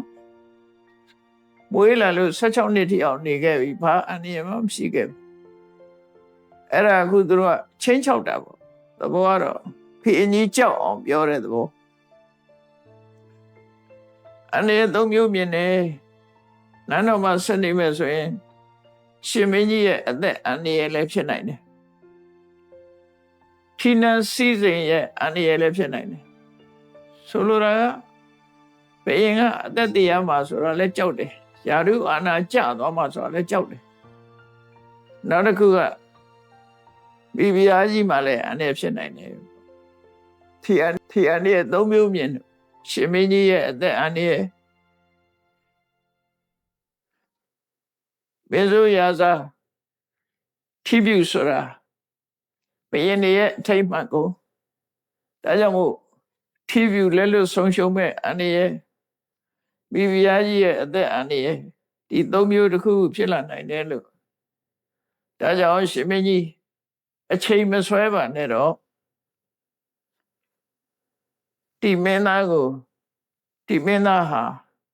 အယုဒ္ဓမကောင်ဖြစ်နေသည့်အတွက်ကြောင့်မင်္ဂလာမရှိတဲ့မြင်းထားနဲ့မင်္ဂလာမရှိတဲ့မြင်းတွေကိုကပြီးနောက်တကားကနေထုတ်လို့သုတ်တန်ထဲမှာလေးဘက်ချတွင်းကြီးတူးပြီးတော့အဲ့ဒီထဲမှာမြုပ်တတ်ဖို့လိုပါတယ်လို့ရှင်မနာတွေကအဲ့လိုပြောကြပြောတဲ့အခါကျတော့ဘီရင်ကလည်းသူ့အန္တရာယ်ကြုံနေမြင်တယ်လို့ဆိုတဲ့အခါကြောက်တယ်ဒါတွေကကနေခေတ်မှလည်းပဲဒီတိုင်းပဲလေပေရင်ဆရာတွေဟောရင်လူတွေကြောက်တယ်လေဟုတ်တာမဟုတ်တာသာထားဘာဖြစ်တယ်ညာဖြစ်တယ်ဆိုရင်သူ့စိတ်ထဲမှာကြောက်စိတ်တွေဝင်တယ်အစွဲလန်းတစ်ခုဖြစ်သွားဘီရင်ကလည်းကြောက်လိုက်တော့သူတို့ပြောတဲ့အတိုင်းလုပ်မယ်လို့ဝန်ခံလိုက်တယ်ဂျမနာတွေလည်းနန်းတော်ကဆင်းသွားရောဒီတဲ့ရင်ကတနန်းတွင်လုံးပြန့်နှံ့သွားတယ်ဆောအနာမကြဖြစ်နေတဲ့တေမီယကုမာရမင်းသားနဲ့ဖြင့်ငါကြရင်တော့မြို့ကထုတ်ပြီးတော့သုတ်တန်ထဲမှာမြုပ်တော့မယ်ဆိုတဲ့တဲ့ရင်ကတစ်မျိုးလုံးတမဟုတ်တွင်းမှာပြန့်နှံ့သွားတယ်တော့မိဖုရားကြီးကကြားတော့ချက်ချင်းပဲဘုရားရဲ့နန်းတော်ဆောင်ဘက်ကိုအပြေးလွှားရောက်လာပြီးတော့ဘုရားကြီးကိုတွေ့ပြီးရှင်မင်းကြီးဟာတဲ့ကျွန်ုပ်ကိုဆုချမယ်လို့ပြောခဲ့ဘူးပါတယ်တဲ့ဒီမင်းသားလေးမွေးဖွားတဲ့အချိန်တုန်းကမိဖုရားလိုချင်တာတောင်းလို့ဆိုပြီးတော့ပြောခဲ့တာအဲ့တုန်းကကောင်းပါပြီဒီနေ့တစ်ချိန်ကျတောင်းမှမယ်ဆိုပြီးတော့ဝန်ခံထားတာရှိတယ်ပေါ့အဲ့ဒါကြောင့်ဒီနေ့သူ့ကိုဆုပေးပါလို့သူလည်းယူထားတာဖြစ်လို့အဲ့ဒီဆုကိုဒီနေ့ပေးပါလို့ဆိုပြီးရကြတောင်းတော့ကဲကောင်းပြီလေယူပါဆိုတော့တခြားဆုမဟုတ်ပါဘူးကျွန်တော်ရဲ့သားတော်တေမီယကုမာရကိုမင်းအဖြစ်အနှင်းမှာဘုရင်တင်မြောက်ပေးပါအဲ့ဒီဆုကိုတောင်းလိုက်တယ်ဟာတာတော့မဖြစ်နိုင်ဘူးမိဖုရားအင်းရဲ့သားကတကယ်အယုဒ္ဓမကောင်ဖြစ်နေတယ်ဆွမ်းကနာမကြပင်္ဂလာမရှိတဲ့သားဖြစ်လို့ဒီဆုတော့ငါပေးဖို့မဖြစ်နိုင်ဘူးဒါဖြင့်အရှင်မင်းကြီးတစ်သလုံးမပေးဘူးဆိုရင်9နှစ်တော့ပေးပါ9နှစ်လည်းမဖြစ်နိုင်9နှစ်မဖြစ်နိုင်6နှစ်ပေးပါ6နှစ်လည်းမဖြစ်နိုင်အဲ့လိုတဖြည်းဖြည်းလျှော့သွား9နှစ်4နှစ်3နှစ်2နှစ်1နှစ်ပေးပါပြင်းကြီးညင်းတယ်အဲ့လိုတစ်နှစ်တောင်မပေးနိုင်ဘူးဆိုလို့ရှိရင်9လတော့ပေးပါဒါလည်းမဖြစ်နိုင်ဘူး9လမပေးနိုင်လို့ရှိရင်6လပေးပါဆိုတဖြည်းဖြည်းရှော့ပြီးတောင်းသွားတယ်နောက်ဆုံးကြတော့9ရက်တော့ပေးပါဆိုတာနဲ့ဈေးတဲ့သွားတယ်ပေါ့နော်ဘုရင်ကြီးကအဲ့ဒီကြတော့လိုက်လျောလိုက်တယ်9ရက်ဆိုတာတော့ပေးမယ်ဒါနဲ့မိဖုရားကြီးကအားချင်းမဲ့စီစဉ်နေမမြောက်တန်းစာတွေသူ့သားကိုဆင်မြင်ပြီးတော့မမြောက်တန်းစာတွေဝဆာတန်းစာတွေအလှပဆင်ရင်ပြီးတော့ဘုရင်နေဆောင်တဲ့ထီပြူသားတော်ကိုစင်မောတင်ထီပြူအုပ်ပြီးတော့တစ်မျိုးလုံးနန်းတက်တဲ့အကြောင်းနန်းတက်တဲ့အခမ်းအနားတစ်ခုကျင်းပပြီးတစ်မျိုးလုံးလှည့်ပြီးတော့ကြေညာတယ်ဒီနေ့ကနေစပြီးတော့တေမီယကုမာရမင်းသားရဲ့အမိန့်တော်ဆိုပြီးတော့ထ ဒီတိုင်းပြည်မှာအုပ်ချုပ်တဲ့မင်းဟာတေမိယကုမာရမင်းမဲ့ဖြစ်တဲ့ဆိုပြီးအဲ့လိုတစ်မျိုးလုံးလှည့်ပြီးတော့ကြော်ညာမြို့ပတ်ပြီးတော့ကြော်ညာလာပြီးတော့နန်းတော်ပြန်ရောက်တဲ့အခါကျတော့ဒီသားကလေးကိုပြည့်တည်ရှိတဲ့အိယာပေါ်မှာတိတ်ထားပြီးဒီချိန်တိအောင်သူကမလှုပ်ရှားဘူးနော်ချီလာချီတဲ့အတိုင်းနေတယ်ချထားတဲ့အတိုင်းနေတယ်သူ့ရဲ့ပင်ကိုတယုတ်တကံမသိနိုင်ဘူးပေါ့ရုပ်ကလေးကတနာကမအရွယ်ကလည်းပဲ16နှစ်အရွယ်လူခန္ဓာကိုယ်ကလည်းတောင်းတောင်းတင်းဖြစ်ပေမဲ့လို့မလှုပ်မရှားဒီလိုနေသည့်အတွက်ကြောင့်သူဟာမတန်ဆွမ်းနာမကြစကားမပြောနိုင်တဲ့အားလို့ပဲအဲ့လိုပဲနေတော့ဘီဘီယာကြီးဟာသားကလေးကိုဘုရင်နန်းဆောင်မှာထားပြီးတညလုံးသားကလေးရဲ့နန်းမှာအိယာဘေးကနေပြီးတော့တေမိယကုမာရကိုနားချတယ်နော်သူ့သားလေးသူပြောရင်ရမယ်လို့စိတ်ထဲမှာရှိတော့တညလုံးသူကတောင်းဆိုတယ်သူ့သားလေးကိုငါသားမင်းကိုအကြောင်းပြုပြီးငါဟာ16နှစ်လုံးအေးအေးပြတ်တဲ့ညတွေများလာပါပြီအေးအေးပြတ်ခဲ့ရတယ်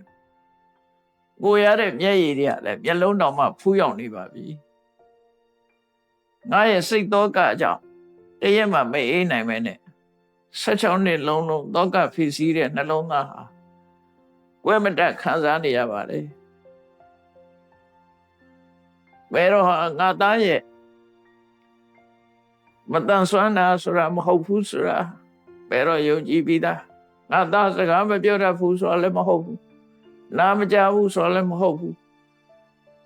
ဒါတွေဟာဟန်ဆောင်နေတာသာဖြစ်တယ်လို့ငါယုံကြည်တယ်ဒါကြောင့်မို့ငါကိုယ်ရမဲ့အောင်မလုပ်ပါနဲ့အမျိုးမျိုးကပ်ပြီးတော့တောင်းဆိုတယ်နာကပ်ပြီးတော့ပြောနောက်ရဲလဲအဲ့လိုပြောနောက်ရဲလဲ9ရက်တိတိသားလေးနာကပ်ပြီးတော့အမျိုးမျိုးတောင်းဆိုတယ်အာတမလုပ်ပါနဲ့အဲ့ဒီတိုင်းမင်းရဲ့ပဲဂရီတယုတ်ကိုပြောပါလို့ဆိုတော့လည်းပဲ9ရက်မြောက်6ရက်မြောက်ထိအောင်ဘီဘီယာကြီးရဲ့သွေးဆောင်ဖြာရမှုကမအောင်မြင်မှုဖြစ်သွားအလောင်းတော်ရဲ့စိတ်ဓာတ်ဟာအမှန်တမ်းကြန့်ခိုင်တယ်ပေါ့နော်6ရက်မြောက်သွားတဲ့ညမှာတော့ဘုရင်ကြီးကသူနန္ဒဆိုတဲ့ယထာဒိန်ကိုအမိန့်ထုတ်လိုက်ပြီယထာဒိန်ကိုဆင့်ခေါ်လိုက်တယ်ဆင့်ခေါ်ပြီးလက်ဖြင့်ကမနေ့လင်းနာနဲ့သူက9ရက်ပဲခွင့်ပေးတာလက်ဖြင့်ကမနေ့လင်းနာနဲ့တေမိယကုမာရကိုအမင်္ဂလာယထာဘောတင်ပြီးတော့အမင်္ဂလာတကားဖြစ်တဲ့အနောက်စမုတ်ကနေထုတ်ပြီးတော့သုတ်တန်ထဲမှာကျွန်းတူးပြီးတော့မြုပ်တတ်ရမယ်လို့တောင်းပေးလိုက်တယ်သူနန္ဒဆိုတဲ့ယထာဒိန်ကိုတောင်းပေးလိုက်တယ်အမိန့်ချလိုက်တယ်ပေါ့6ရက်မြောက်နေ့ထီအောင်ဘီဘီယာကြီးကတောင်းဆိုတော့လည်းပဲတောင်းဆိုတဲ့အခါမှာငါသားတေမိယကုမာရ6ရက်မြောက်ညမှာပြောတယ်။နှစ်ဖြင့်ကဆိုရင်ဘုရင်ကြီးကအမိန့်ပေးပြီးပြီ။နှစ်ဖြင့်ကမနဲ့လင်းနာနဲ့လုတ်တန်ကိုထုတ်ပြီးတော့မင်းကိုတွင်းမြုပ်ပြီးတော့တွင်းနဲ့မြုပ်ပြီးတော့တတ်တော့မှာငါသားရဲ့မင်းတရားလိုက်မယ်ဆိုပြီးတော့စကားပြောဖို့မျိုးမျိုးတောင်းဆိုတယ်အဲ့ဒါလို့နောက်ဆုံးအကြိမ်တောင်းဆိုတဲ့အခါမှာတေမိယမင်းသားဟာမိခင်ရဲ့တော့ကကြည့်တော့သူလည်းမနှဲခံစားရတယ်သို့တော်လည်း16နှစ်လုံးငါဟန်ဆောင်နိုင်ပြီးတော့နေနိုင်ခဲ့တဲ့နဲ့ဒီကနေ့မှာသွားပြီးတော့ပြောမယ်ဆိုလို့ရှိရင် ဒီနေ့မှဖြစ်လိုက်မဲ့ဆိုရင်ငါလောက်ခဲ့တာတွေအလားတူဖြစ်သွားလိမ့်မယ်အေးနေ့ဖြင့်ငါကိုတုတ်တန်ထုတ်တော့မှဆိုရင်နေ့ဖြင့်ငါဖြစ်ချင်တာတော့ဖြစ်ရပြီပေါ့နန်းတော်ကတော့ငါထွက်ရပြီဆိုပြီးတော့တေမယကုမာရစိတ်ထဲမှာကြိတ်ပြီးတော့ဝမ်းသာကြည်နူးမှုဖြစ်တယ်အဲ့လိုဝမ်းသာကြည်နူးမှုဖြစ်တဲ့စိတ်နဲ့ပဲနေ့ဖြင့်ငါကြတော့ငါရဲ့ကြိုးပမ်းအထောက်မှုတွေကထွတ်တဲ့ရောက်တော့မှာပဲဆိုပြီးဘယ်တော့ဘက်ကိုလုံးဝကိုမလှဲ့တော့ဘာပြောမကြားတဲ့အတိုင်းပဲနေလိုက်တယ်အဲ့လိုတညကုံသွားတဲ့အခါကျတော့မနေ့စောစောသူနန္ဒဆိုတဲ့ယထာတိန်ကရောက်လာပြီရောက်လာပြီးတော့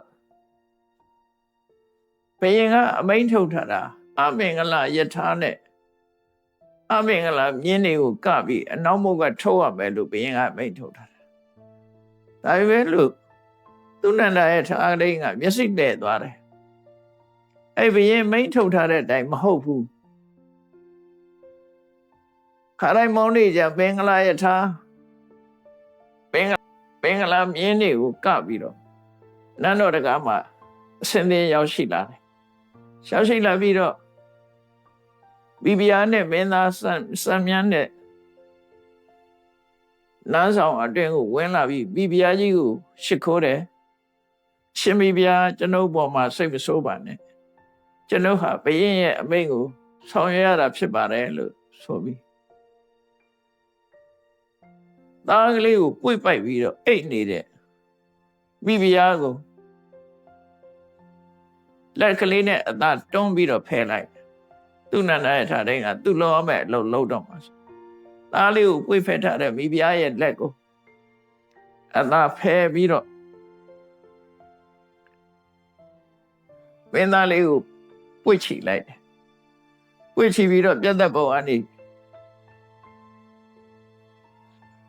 ခေါ်သွားတယ်အဲ့ဒီအချိန်မှာဘယင်းရဲ့အမိတ်ဆိုတော့မိဖုရားကြီးကလည်းဘလို့မှမတတ်နိုင်ဘူးပေါ့ရှင်ဘတ်တီးပြီးတော့ကျဲလောင်စွာငိုကြွေးလိုက်တယ်ပေါ့နော်အတန်ထုတ်ပြီးတော့ငိုကြွေးလိုက်တဲ့အခါမှာအဲ့ဒီအချိန်လေးမှာတေဘိယကုမာရရင်ထဲမှာစုကနေဖြစ်သွားပြီးတော့သူ့မိရဲ့တောကကိုအလွန်တနာပြီးစကားပြောလို့တဲ့စိတ်ဖြစ်သွားတယ်ဒါပေမဲ့သူ့ကိုယ်သူသတိပေးတယ်16နှစ်လုံးလုံးမင်းအောင့်လာတာဒီနေ့ကပြောလိုက်ရင်ငါအကြံစီတွေအကုန်လုံးပြတ်သွားတော့မှာပဲငါဟာငါအကြံစီအောင်မှငါမိဘတွေကိုကျေးဇူးဆက်မယ်ဆိုတဲ့စိတ်နဲ့အောင်ဤနေလိုက်တယ်သူနန္ဒယထိန်နာယထိန်သူနန္ဒယထာတိန်ဟာမင်းသားလေးကိုပွေ့ချီပြီးတော့အနောက်တကားမုတ်ကနေယထာကိုမောင်းမယ်လို့ဆိုပြီးတော့ယထာကိုမောင်းလိုက်တာတကယ်တော့လေအဲ့ဒီယထာကမောင်းသွားတဲ့ယထာကလည်းမင်္ဂလာယထာကထားတဲ့မြင်းတွေကလည်းပဲခါတိုင်းမင်းစည်းမြင်းတွေအနောက်မုတ်ဆိုပြီးမောင်းလိုက်တာအရှိမုတ်တစ်ခါရောက်သွားတယ်မျက်စိလည်းလမ်းမှားသွားတယ်ပေါ့ဒီထဲမှာတော့နတ်တည်းရဲ့လှည့်စားမှုလို့လဲဆိုတယ်ပေါ့ဒါဟာဘယင်းရဲ့အမိန့်ကိုဆောင်ရွက်ရတဲ့ပုဂ္ဂိုလ်ဖြစ်ပေမဲ့လို့တခါတည်းဝေခွဲလို့မရတဲ့အနေအထားမျိုးတွေကဖြစ်တတ်ပါဘယင်းကအမိန့်ပေးတော့ကနောက်မို့လို့မိန့်ပေးပေမဲ့လို့ဒီယထာမင်္ဂလာယထာကသွားနေကြအရှိမုတ်ကသွားတာဆိုတော့အဲ့မြင်းတွေကအရှိမုတ်ကနေထွက်သွားလိုက်ကြတယ်အရှိပေါက်တကားဘက်ကနေသွားပြီးမြို့နဲ့ခလန်းလန်း30နာလောက်မှာအမတန်လှပတဲ့တောအုပ်ကြီးတစ်ခုရှိတယ်မြို့ပြင်ကတောအုပ်ကြီးတစ်ခုရှိအဲ့ဒီတောအုပ်ကြီးစီကိုရောက်သွားတယ်30နာဝေးတဲ့တောအုပ်ဆိုတော့တယူဇနာကို10မိုင်နဲ့တွက်ပြီးတော့ကြည့်ပေါ့30နာဝေးတဲ့တောအုပ်ကြီးဟာ24မိုင်လောက်ဝေးတဲ့တောအုပ်ကြီးတွေရောက်သွားတယ်အဲ့တောအုပ်ကြီးတွေရောက်သွားတာသူစိတ်ထဲမှာတော့ဒါသုတ်တန်လို့ပဲသူနန္ဒအဲ့ဒါလေးဘယင်းကအမိန့်ချတာသုတ်တန်ဘက်ကိုမောင်းခိုင်းတာသုတ်တန်ဘက်ကိုသွားပြီးမြုပ်ခိုင်းတာအဲ့တောအုပ်တွေရောက်တဲ့အခါကျတော့သူစိတ်ထဲမှာဒါသုတ်တန်လို့ပဲထင်ပြီးတော့တော်ရင်တနေရာရောက်တော့ဒီနေရာတော့ တင့်တော်တဲ့ဆိုနေရာလေးတစ်ခုရွေးပြီးတော့မြင်းလဲကိုရပ်ထားတယ်မြင်းထားကိုရပ်ထားပြီးမင်းသားကိုယထာပေါ်မှာပဲထားလိုက်ပြီးတော့မင်းဝတ်တစားတွေကိုချွတ်ပြီးရိုးရိုးတစားတွေနဲ့ဝတ်ဆင်ပြီးတော့မင်းဝတ်တစားတွေကိုသေးသေးချာချာအထုပ်နဲ့ထုတ်ပြီးတော့ယထာပေါ်တင်ထားပြီးမင်းသားလေးကိုတော့ဒီတိုင်းပဲတာမန်ဝတ်နဲ့ယထာပေါ်မှာထားခဲ့ပြီးပေါက်တူးတစ်ချောင်းကင်ပြီးတော့တွင်တူးတယ်ဘုရင်အမိတ်တိုင်းမြုပ်တတ်ဖို့ဆိုပြီးတူးလိုက်တာသူတွင်းလေးပဲချတွင်းကြီးလူတယောက်လောက်လူတစ်ရက်လောက်နဲ့တဲ့တွင်းကိုတူးတာနော်အဲ့လိုတွင်းတူးနေတဲ့အခါမှာလူတစ်ရက်နီးနီးနဲ့လောက်အောင်တွင်းတူးမိသွားတဲ့အချိန်မှာဖះလောင်းကတေမယကုမာရယထာပေါ်မှာထိုင်ရင်စဉ်းစားတယ်ဒီချိန်တော့ငါရဲ့ဟန်ဆောင်မှုကဒီချိန်တော့ငါအလုတ်စားရတော့မဲ့အချိန်ဖြစ်ပြီပေါ့အလုတ်ချပဲဆိုရင်16နှစ်လုံးလုံးမလှုပ်မရှားနေခဲ့တော့ငါရဲ့လက်တွေခြေတွေရောတန်ဆွမ်းပါအောင်မလားနော်တန်ဆွမ်းပါအောင်မလားဆိုသူကသူလက်တွေနဲ့သူ့လက်နဲ့သူ့ဟာသူအကုန်လုံးတစ်ကိုယ်လုံးကိုပုတ်တက်ကြည့်တော့လက်တွေခြေတွေကအချိန်တွေမဆိုးဘူးဘာမှမဖြစ်ဘူးခြေထောက်တွေလည်းပုတ်တက်ကြည့်တယ်အဲ့လိုလက်နဲ့ခြေနဲ့ဒီကိုယ်လုံးကိုပုတ်တက်ကြည့်လိုက်တဲ့အခါလှုပ်လို့ရှားလို့အကုန်လုံးအဆင်ပြေနေတယ်သူဘာမှအခက်ခဲမရှိဘူးအဲ့ဒါနဲ့ယထာဘောကဆင်းအောင်မယ်ဆင်းကြည့်မယ်ဆိုပြီးတော့ယထာဘောကနေဆင်းလိုက်တယ်အစင်းသိမဲ့ယထာဘောကလည်းအောက်ကိုသူရောက်သွားတယ်အခါတိုင်းလို့ဆိုရင်ဟန်ဆောင်နေရတာဆိုတော့သူ့ခြေတွေလက်တွေတမ္မအောင်မလားလို့စဉ်းစားပြီးယထာဘောကနေဆင်းဆင်းတဲ့ယထာအောက်ရောက်သွားပြီအဲ့ဒီအချိန်မှာတလန်းနှစ်လန်းသူလျှောက်ကြည့်တယ်လမ်းလျှောက်လို့ရောအဆင်ပြေလားဆိုသူကသူလမ်းလျှောက်ကြည့်ဟိုသူ့နဲ့နဲ့ဒါတွေကတွင်းတူးတာသူကတွင်းထဲရောက်နေပြီဖះလောင်းယထာဘောဆင်းတာသူမမြင်နိုင်တော့နော်လူတယောက်လောက်နဲ့အောင်တွင်းကြီးကတူးရတာအဲ့ဒီအချိန်တွေမှာယထာဘောဆင်းလိုက်တယ်ဆင်းပြီးတော့လမ်းတွေပါလေလျှောက်ကြည့်လျှောက်လို့ရအကယ်၍ဒီသူနန္ဒယထာတိုင်းကငါ့ကိုအန္တရာယ်ပြုမဲ့ဆိုရင်သူ့ကိုငါပြန်တွန်းလာနိုင်ပါမလားလက်ဝိသမားလို့ပေါ့အောင်လန်းအင်းဆန်းတို့လို့ပြိုင်ဘက်ကိုသူအန္တရာယ်ပြုနိုင်ပါအောင်မလားသူနန္ဒယထာတိုင်းကသူ့ကိုအန္တရာယ်ပြုမဲ့ဆိုရင်တွန်းလာနိုင်တဲ့အားတွေသူ့မှာရှိတယ်သူ့ကိုသူယုံကြည်တယ်သူနန္ဒယထာလိမ့်လောက်ကတော့ဂိုင်ပေါက်နိုင်တယ်ပေါ့သူ့အင်အားရှိတယ်ဆိုပြီးအကယ်၍ငါ့ကိုအန္တရာယ်ပြုမယ်ဆိုရင်တော့ငါသူ့ကိုတွန်းလာနိုင်မှာပဲဖြစ်တယ်လို့ကိုယုံကြည်ပြီးကဲငါဒီပုံစံနဲ့သွားလို့တော့ဖြစ်သေးဘူးမင်းမြောက်တန်းစားတွေဟိုအမဲလို့ဆိုတော့စားထဲမှာတော့တရားမင်းကနေပြီးတော့ဝိသကြုံနတ်သားကိုလွတ်ပြီးတော့ဝတ်တယ်လို့ဒါတော့အရေးမဟုတ်ပါဘူးဘုရားလောင်းကိုကူညီတာပဲဖြစ်အဲ့တော့အဲ့ဒီမှာရှိတဲ့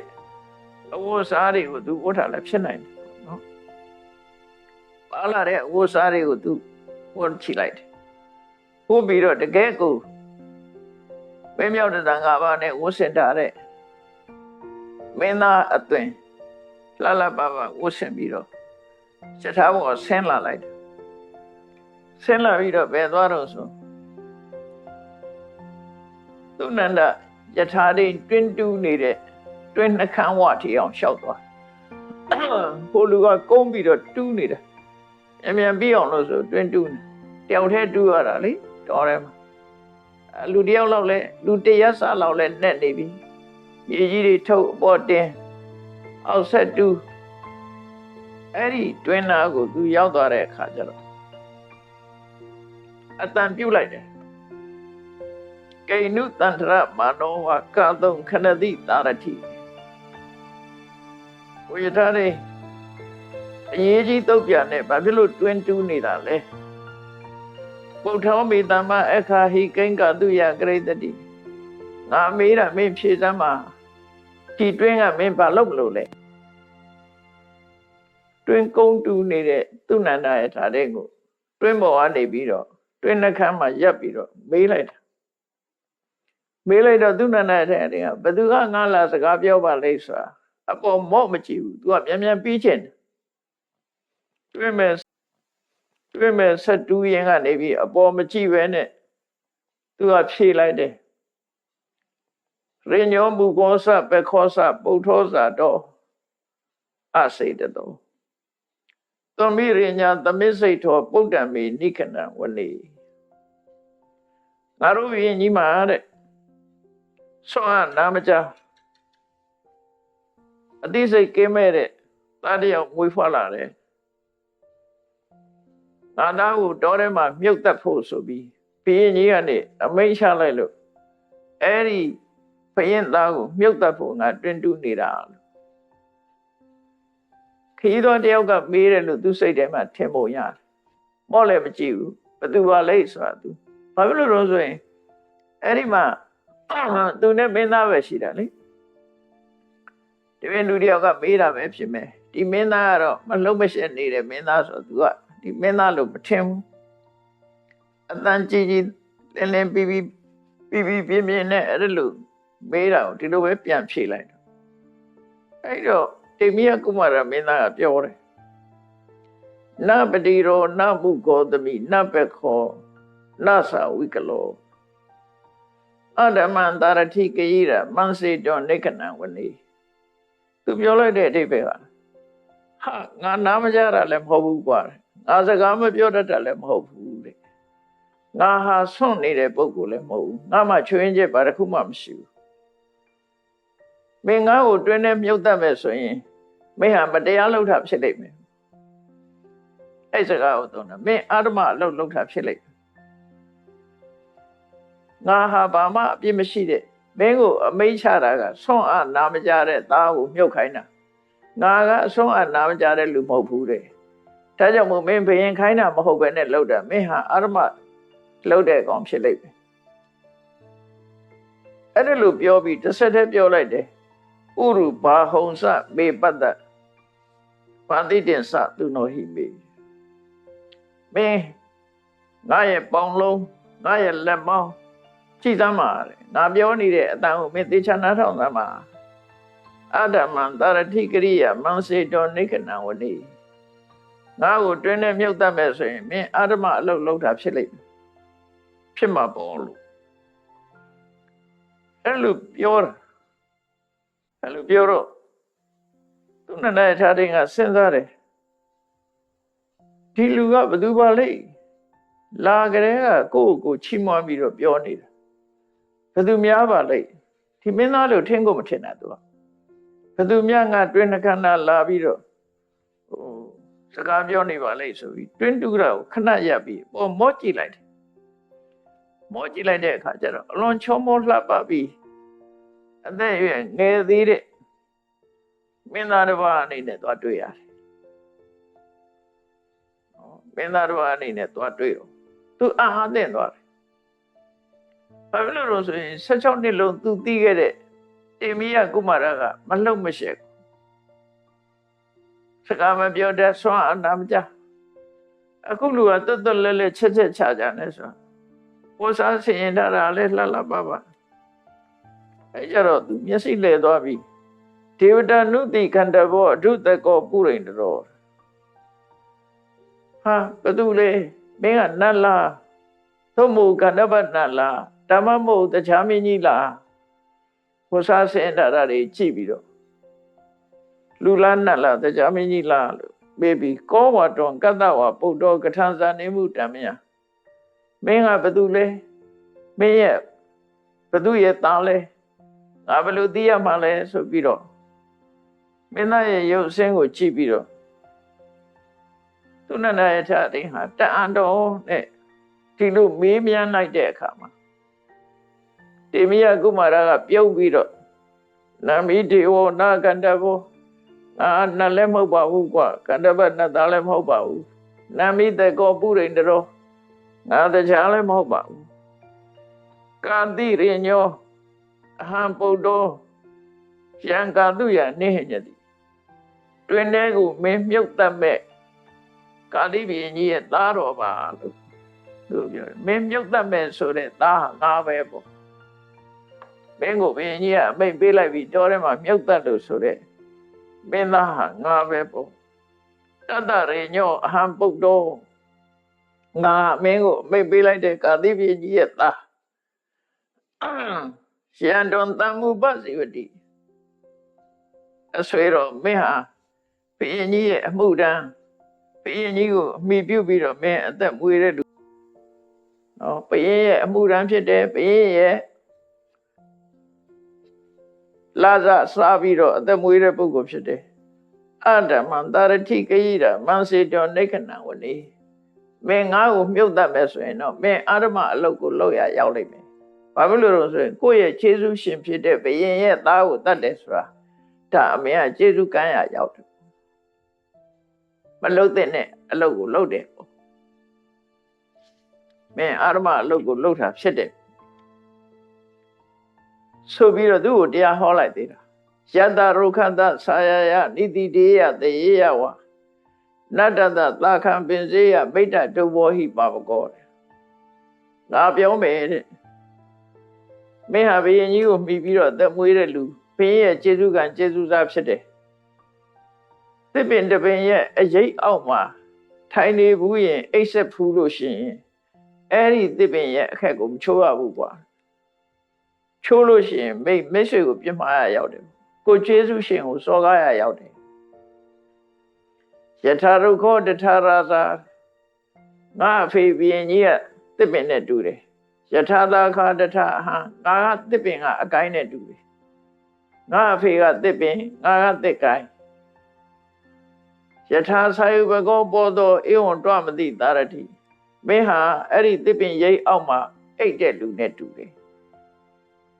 အဓမ္မံတာရတိကိရမံစေတောနိခဏဝနေမင်းငါ့ကိုတောထဲမှာမြုပ်တတ်မယ်ဆိုရင်မင်းအာဓမ္မအလုပ်ကိုလုပ်ရရောက်လိမ့်မယ်အဲ့ဒီလိုပြောပြီးမဲ့လို့သူနန္ဒရဲ့ခြားတဲ့ကဒီမင်းသားလို့မယုံကြည်ဘူးဖြစ်နေမင်းသားလို့ပြောရတဲ့နဲ့သူခေါင်းထဲမှာဇဝေဇဝါတွေဖြစ်ကုန်တာပေါ့နော်မင်းသားကယထာပေါ်မှာရှိတယ်ခုဒီလူကငါ့ကိုဘယ်သူကလာပြောနေတာပါလိမ့်မျက်နှာမြင်ရတော့လည်းသူမမှတ်မိဘူးမယုံတဲ့အခါကျတော့ဖះလောင်းကတေမယကုမာရကတတော်လုံးကြားသိလောက်တဲ့တာရတဲ့အတန်နဲ့သူ့ကိုတရားစကားဟောပြတယ်သူမယုံသေးလို့ဇဝေဇဝါဖြစ်နေတဲ့ပုဂ္ဂိုလ်မင်းလုပ်တဲ့အလုပ်ဟာမှားနေတယ်ဆိုတာကိုမိတ္တပူဇာဂါထာ10ပုံနဲ့တေမယကုမာရကသူနန္ဒယထာရင်းကိုတရားဟောတယ်အဲ့ဒီဂါထာကိုဒတမိတ္တပူဇာဂါထာလို့ခေါ်တယ်တချို့ကတွေးကြတယ်ဒီတေမယကုမာရဇမလာတဲ့မိတ်ဆွေကိုပူဇော်တဲ့ဂါထာ10ပုံကိုကြည့်ပြီးတော့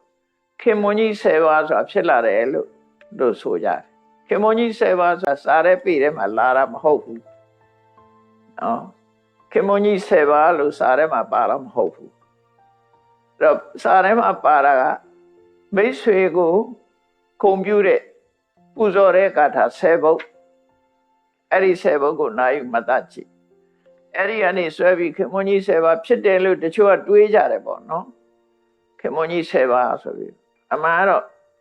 မိတ်ဆွေကိုမပြစ်မှားရဘူးမပြစ်မှားတဲ့အရာမပြစ်မှားရအောင်မပြစ်မှားလို့ရှိရင်ဘယ်လိုအကျိုးကျေးဇူးရှိတယ်ဆိုတာကိုတရားဓမ္မအနေနဲ့ဟောပြောတယ်မိတ္တပူဇာမိတ်ဆွေကိုပူဇော်တဲ့ဂါထာမိတ်ဆွေရဲ့ကောင်းကြောင်းကိုပြောပြတဲ့ဂါထာ10မျိုးလို့10ပုဒ်အဲ့ဒါကိုခင်မွန်ကြီး10ပါးလို့တို့ဆိုကြပြန်တယ်ပေါ့နော်သို့တော်ဒီကခင်မွန်ကြီး10ပါးဆိုတဲ့သေယုတ်ကိုထုတ်တဲ့ဂါထာမဟုတ်ဘူးဒီဟာဒါနိစ္စလို့ပြောတာလည်းဖြစ်ချင်းဖြစ်မယ်ခင်မွန်ကြီး10ပါးတော့ပါဠိစာပေမှာလာတဲ့ဟာမဟုတ်ဘူး ပါဠိစာပေမှာမလာပေမဲ့လို့တချို့အရာတွေကဒီလိုမှတ်သားနေကြတာတွေအများကြီးရှိတယ်လေဥပမာမဲ့ပရိမိတ်ဇာလတုတ်တို့နော်ဆိုတာပါဠိစာပေမှာရှိတာမဟုတ်မရှိတဲ့ဟာတွေလည်းပဲရှုံကြည်တဲ့ပုဂ္ဂိုလ်တွေရွတ်နေကြတာပေါ့ပိဋကစာပေမှာမရှိတဲ့ဟာတွေပေါ့ပရိမိတ်ဇာလနောက်ပြီးတော့ဒါရဏပရိတ်တို့ဆိုတာပါဠိစာပေမှာမရှိဘူးဒါရဏပရိတ်ကတော့နည်းနည်းသဲလွန်စအထရတဗုဒ္ဓဓမ္မဆိုမြတ်စွာဘုရားရဲ့တရားခုံကြီးချင်း18မျိုးဆိုတာနဲ့တော့ပါဠိစာပေမှာရှိတယ်ဝိပင်္ဂမူလတိကကျမ်းမှာ18ခုသေယုတ်ကတော့ရှိတယ်အဲ့ဒါတော့ပဲရှိတယ်ဒီဒါရဏပရိတ်ထဲပါတာတွေအကုန်လုံးမရှိဘူး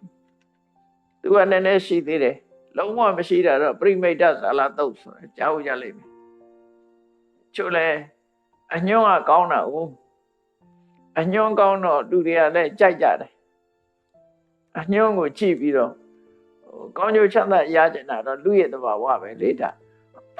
အညွန့်ကောင်းတော့အဲ့ဒီပိဋကကိုရွတ်နေကြတာတွေလည်းအများကြီးရှိတယ်ပေါ့ပရိစ္ဆိုတာတွေကတေချာစဉ်းစားကြည့်မယ်ဆိုရင်အနေကင်းဖို့ကြီးပဲတတ်တတ်မဟုတ်ဘူးဒီပရိတရားတော်တွေကကျင့်စဉ်တွေအနေနဲ့ပြတာရိုးရိုးနဲ့အနေကင်းတယ်ဆိုတာအနေကင်းတဲ့အနေထားလည်းရှိတယ်ဆိုမေတ္တာတုတ်ဆိုလို့ရှိရင်ကြည့်ပါလားမေတ္တာတုတ်ရုပ်ရင်တစေသေးတွေကမချောက်နိုင်ဘူးမနှောက်ယှက်နိုင်ဘူးဆိုမေတ္တာတုတ်ရုပ်ကြတယ်သို့သောမေတ္တာတုတ်ထဲမှာတစေသေးပြေးတယ်လို့မပါဘူးပါတော့ဆိုလို့ရှိရင်မေတ္တာတုတ်မှာပြောထားတာကမာတာယထာနိယဗုဒ္ဓမာယုတဧကဗုဒ္ဓမနုရခေဧဝံပိသဗ္ဗဗုတေတုမာနတံဘာဝယေအပရိမာဏမိခင်ကသာတဝိသောသာသမီပေါ်မှာမေတ္တာထားသလိုမေတ္တာတော်တွေအလုံးပေါ်မှာမေတ္တာထားနိုင်အောင်ကြိုးစားပါလို့ဒါပဲပါနော်ဒါရွတ်လိုက်လို့တရေပြေးတယ်လို့မပါဘူးပရိတရားတော်တွေဆိုတာမေတ္တာသစ္စာကိုဆိုပြီးတော့အစွမ်းတကူထက်စေတဲ့အရာသာဖြစ်တယ်တော့ယုံကြည်မှုတွေလွဲမှားမှုတွေကရှိတယ်ပေါ့နော်ယုံကြည်မှုလွဲမှားမေတ္တာသုတ်ဆိုတာကျင့်စဉ်တစ်ခုကိုပြောတာပဲမေတ္တာပွားဖို့ပဲအဓိကထားတာအဲ့တော့အခုဒီမေတ္တာပူဇာကာရ10ခုဆိုတာဟာမိတ်ဆွေတွေကိုမပြစ်မှားလို့ရှိရင်အကျိုးကျေးဇူး10မျိုးရနိုင်တယ်ဆိုတာကိုတေမိယကုမာရကဟောတဲ့စကားများတာဖြစ်တယ်ပေါ့ကဲအဲ့ဒါလေးကိုနာကြည့်အောင်နံပါတ်1ကထာကပါပြောတာနော်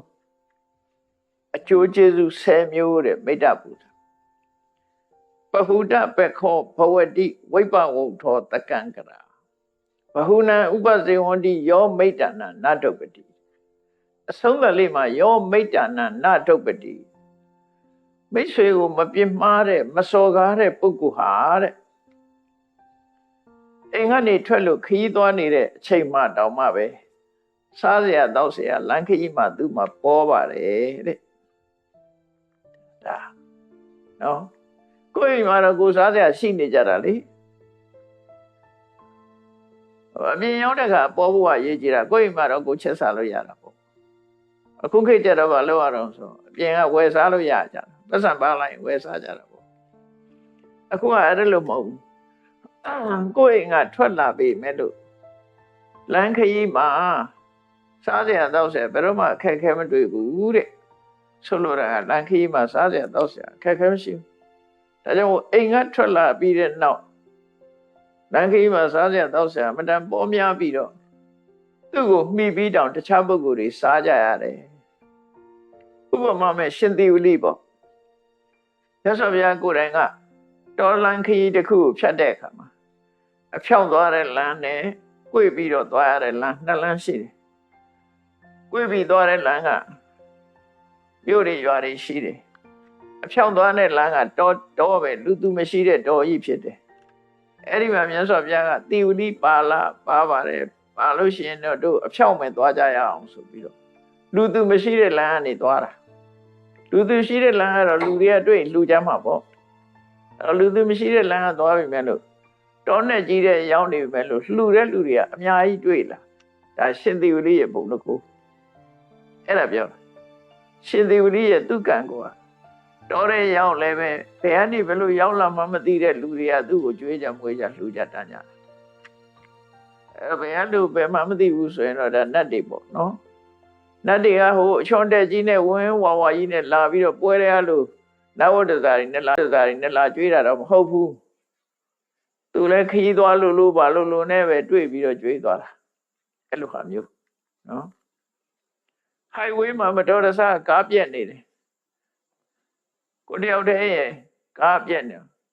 သိမကြဘူးအသိလူကရောက်ပြီးတော့သိတဲ့လူနဲ့တွေ့တဲ့အခါကျတော့ဝိုင်းပြီးတော့ကားပြင်ပေးသွားတယ်သို့မဟုတ်ကားနဲ့ခေါ်ပေးသွားတယ်ဒါမျိုးတွေလည်းကြုံတတ်တယ်လေ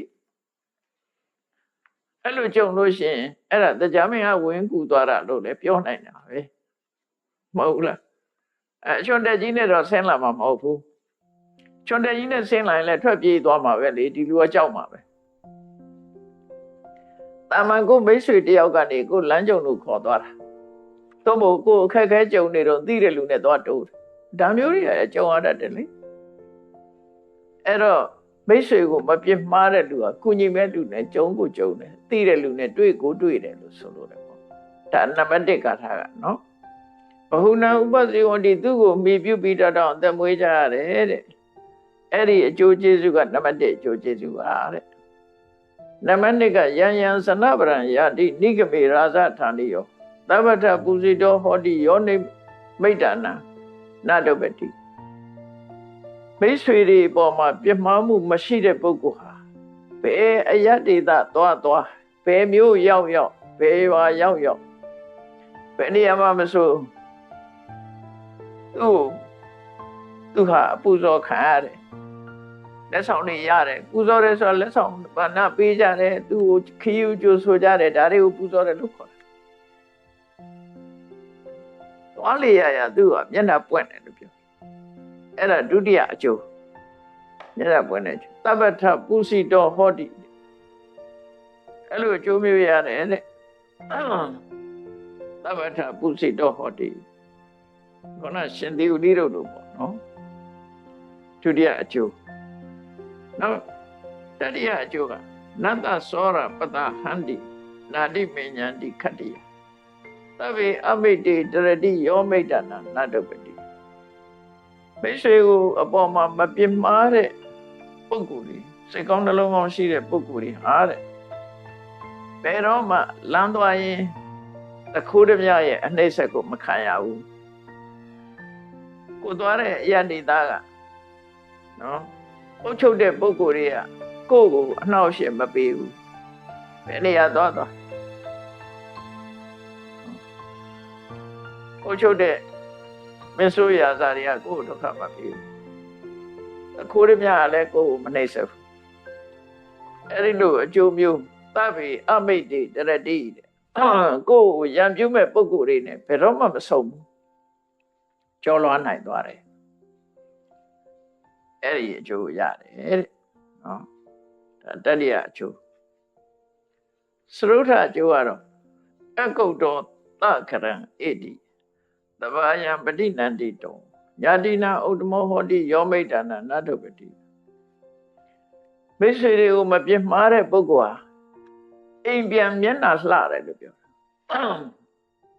လမ်းမှာရံဖြစ်လာတာမရှိဘူးလေအိမ်ပြန်ရင်မျက်နှာလှတယ်သဘာယံပဋိနန္တိတောလူအတိုင်းဝိုင်းထဲမှာသူဟာအောင်မြင်လာတဲ့ပုဂ္ဂိုလ်ဖြစ်တယ်အိမ်ပြန်မျက်နှာလှတယ်ဆိုတာ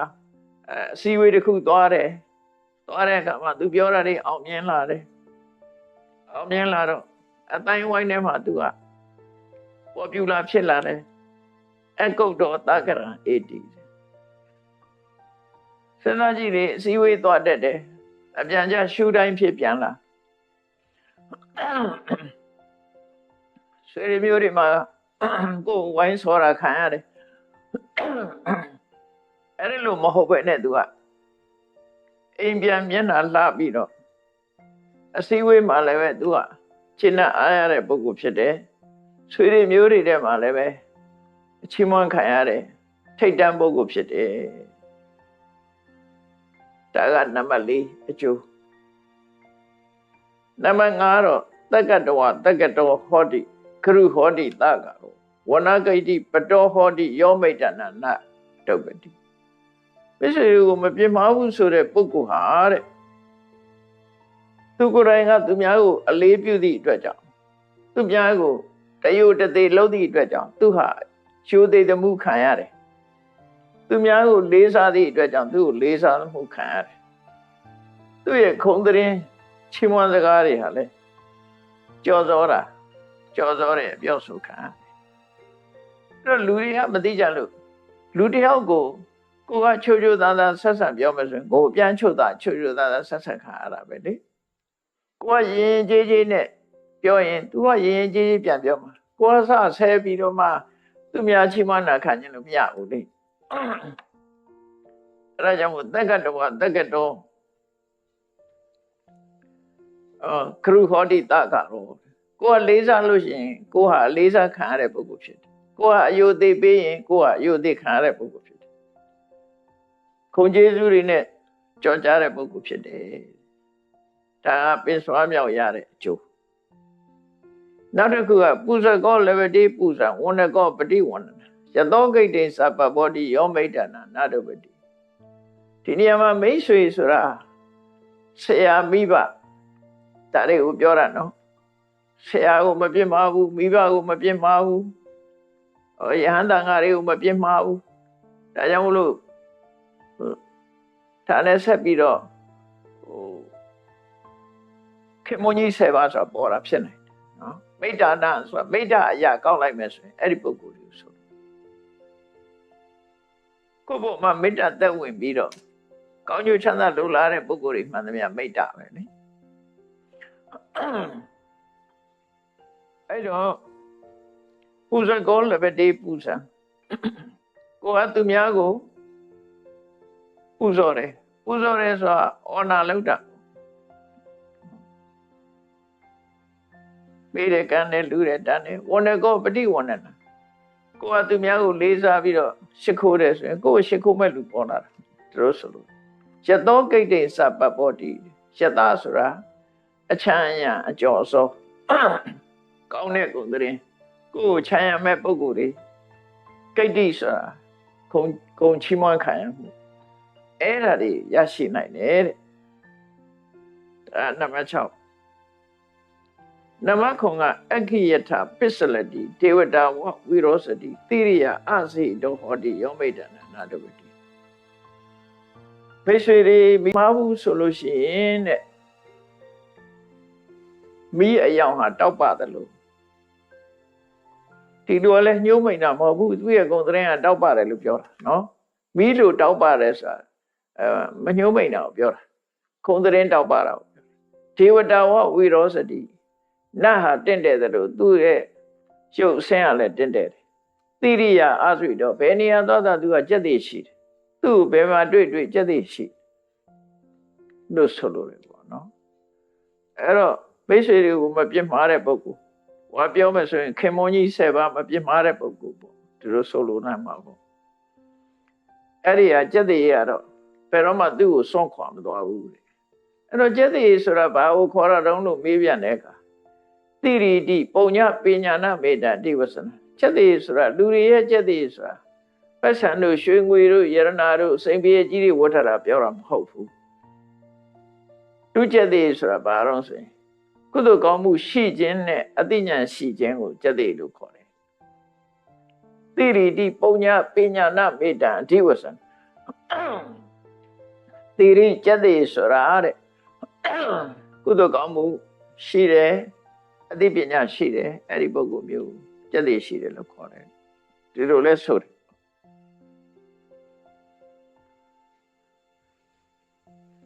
ဒါခုခုမြောက်8ခုမြောက်ကြတော့ဂါဝောတတပစာယန္တိခိတေဝုဒ္ဒံဝိရုဟတိဝုဒ္ဒနာဖလမတနာတိယောမိတ်တနာနာထုပတိမိတ်ဆွေတွေဆရာမိဘတွေပေါ်မှာမပြစ်မှားတဲ့ပုဂ္ဂိုလ်ဟာတဲ့သူ့အိမ်မှာမွေးမြူထားတဲ့နွားတွေရှင်းတော့ကနွားမွေးတာတော့ လူစားတော့မှမွေးတဲ့ဟာကိုဝိသကတို့တော့နွားအကောင်ပေါင်းများစွာရှိတယ်လေလာတို့အိမ်တို့ဆိုရင်သူနွားကြောင့်သားရွာတောင်တည်ထားတာရှေ့ခေတ်ကအဲ့ဒါမွေးပြီလို့ချင်းတော့နွားပဲမွေးကြပြီတော့ကြက်တွေဝက်တွေတော့တော့မမွေးနဲ့အဲ့ဒါအကုသိုလ်လုပ်တယ်နွားမွေးတာတော့ဝိသကတို့လည်းလာတို့အိမ်တို့လည်းမွေးတယ်နွားမွေးပြီးတော့နွားတို့ဒါလည်းနွားနိုးညစ်တဲ့အခါကျကိုအောင်မညစ်ရဘူးလေနွားကလေးတောက်ဖို့ချမ်းရသေးတယ်လောဘကြည့်ပြီးကိုအောင်မညစ်ရဘူးလို့ဆိုတာသူစိတ်ကကြက်နဲ့အကုန်လိုက်နာအဲ့လိုနွားမွေးတဲ့အလုပ်ကိုအိန္ဒိယနိုင်ငံမှာတော့မြင့်မြတ်တဲ့အလုပ်တစ်ခုဖြစ်သတ်မှတ်ထားတယ်နွားမွေးတယ်လဲထွန်းတယ်စိုက်ပျိုးတယ်သူတို့မြင့်မြတ်တဲ့အလုပ်လို့သတ်မှတ်တယ်အဲ့ဒီဒါတော့ဟုတ်တယ်အားပေးတိုက်တယ်နွားမွေးတဲ့လူစီကနေတို့တိန်ငယ်တို့ဘာတို့အကုန်လုံးအခုဒိန်ရင်တို့ဘာလို့ဆိုနွားမွေးတဲ့စီကရတာလေဒါတွေကအပြစ်မရှိဘူးလေအပြစ်ရှိတာတော့ကြက်တွေမွေးသတ်စားဥစားအဲ့ဒါတွေကတော့အပြစ်ရှိတယ်ဝက်မွေးသတ်စားစိတ်မွေးသတ်စားအဲ့လိုဟာတော့အပြစ်ရှိတယ်ဒီနွားမွေးပြီးတော့တို့ယူတာကတော့အပြစ်မရှိဘူးအဲ့ရှိတယ်လည်းရှိတယ်အဲ့ဒါကိုပြောတာခါဝေါတတ္တပစယန္တိတယ်သူနွားကြမှာနွားတွေတိုးလာဘယ်ဆိုမပြတ်ဘူးလို့ရှိရင်တချို့ကျတော့အခုလူတွေရှိတယ်လေအမွေးမြေလို့တဲ့လူတွေနွားမွေးပြန်တော့လဲတောင်တန်းယောဂါတဲ့ကြက်မွေးပြန်တော့လဲကြက်ဝက်မွေးပြန်တော့လဲနရက်ပြယောဂါနော်အဲ့လိုဟာတွေရှိပြီးတော့မွေးတာတွေကိုပျက်စီးကုန်တာတွေလည်းရှိတယ်လေအခုသူဝင်ပြီးဆိုရင်မရဘူးအဲ့တော့သူကမပြင်းမာတဲ့ပုဂ္ဂိုလ်ဆိုရင်ခါဝတ္တတပါစာယန္တိသူမွေးတဲ့နွားချက်မှာနွားတွေဟာပို့ပြီးတော့နွားတွေဥယျတိုးလာတယ်ခိတ္တေဝုဒ္ဒံဝိရုဟတိစိုက်ခင်းတွေကလည်းပဲအပင်တွေကကောင်းကောင်းပေါက်တယ်ဖြစ်ထွန်းတယ်ဗုဒ္ဓနာဖလပတနာတိစိုက်ထားတဲ့အပင်တွေကလည်းအသီးကျတယ်ဟုတ်တယ်ဒါတွေကဆက်ဆက်နေတာနော်ဆက်ဆက်နေတာတချို့ကျတော့စိုက်ပြီးပိုးတွေကျပြီးအကုန်လုံးပျက်စီးသွားတဲ့ပုဂ္ဂိုလ်လည်းရှိတာပိုးမကျဘဲနဲ့ပိုးပြီးတော့အသီးတာလည်းရှိတယ်ဒါတွေကတချို့ကလူကံကြမ္မာနဲ့ပတ်သက်တာတွေလည်းရှိတယ်အဲ့ဒါကြောင့်လူတော်လူကောင်းတွေမှာတဲ့ဝေးမြူထားတဲ့နွားတွေတိုးလာတယ်။နော်လဲမြေစိုက်ပြုတ်ထားတဲ့ဟာတွေကပို့ပြီးတော့ပေါက်တယ်။နောက်စိုက်ထားတဲ့ဟာတွေကအသီးနှံတွေအများကြီးထွက်တယ်တဲ့။အဲ့လိုအကျိုးရှိပါတယ်တဲ့။ဒါက၈ခုမြောက်အကျိုး၉ခုမြောက်ကြတော့တရီတောပပ္ပတာတောဝါရုက္ခတောပတိတောနရော၆ကဘာကြီးတို့တောင်ပေါ်တို့သစ်ပင်တို့ဟာအဲ့ဒီကနေပြီးတော့မတော်တဆ6ဘွားကြီးတဲ့ချော်ကြတယ်တောင်ပေါ်ကမတော်တဆချော်ကြမယ်တစ်ပင်ပေါ်ကမတော်တဆချော်ချမယ်စုတောပဋိဋ္ဌံလဝတိမိတ်ဆွေကိုမပြစ်မှားတဲ့ပုဂ္ဂိုလ်ဆိုတာအဲ့လိုမတော်တဆခြေကျော်လဲချော်ကြပြီမဲ့လို့တဲ့ကံကောင်းပြီးတော့သူကဘယ်တော့မှအောက်ထီအောင်ခြေကျိုးလက်ကျိုးထီအောင်မကြဘူးတဲ့တခုနဲ့ယတ္တိမှုရပါတယ်ကံကောင်းတယ်လို့ပြောတာနော်ဆိုလို့တာတစ်ပင်မောကြပြီမဲ့လို့အောက်မရောက်ဖက်နဲ့တိတ်ကိုင်းမောတင်းနေတာတို့ချုံမောတင်းနေတာတို့ဘာမှတန်ရမရတာတို့ရှိတယ်လေဒါမျိုးတွေ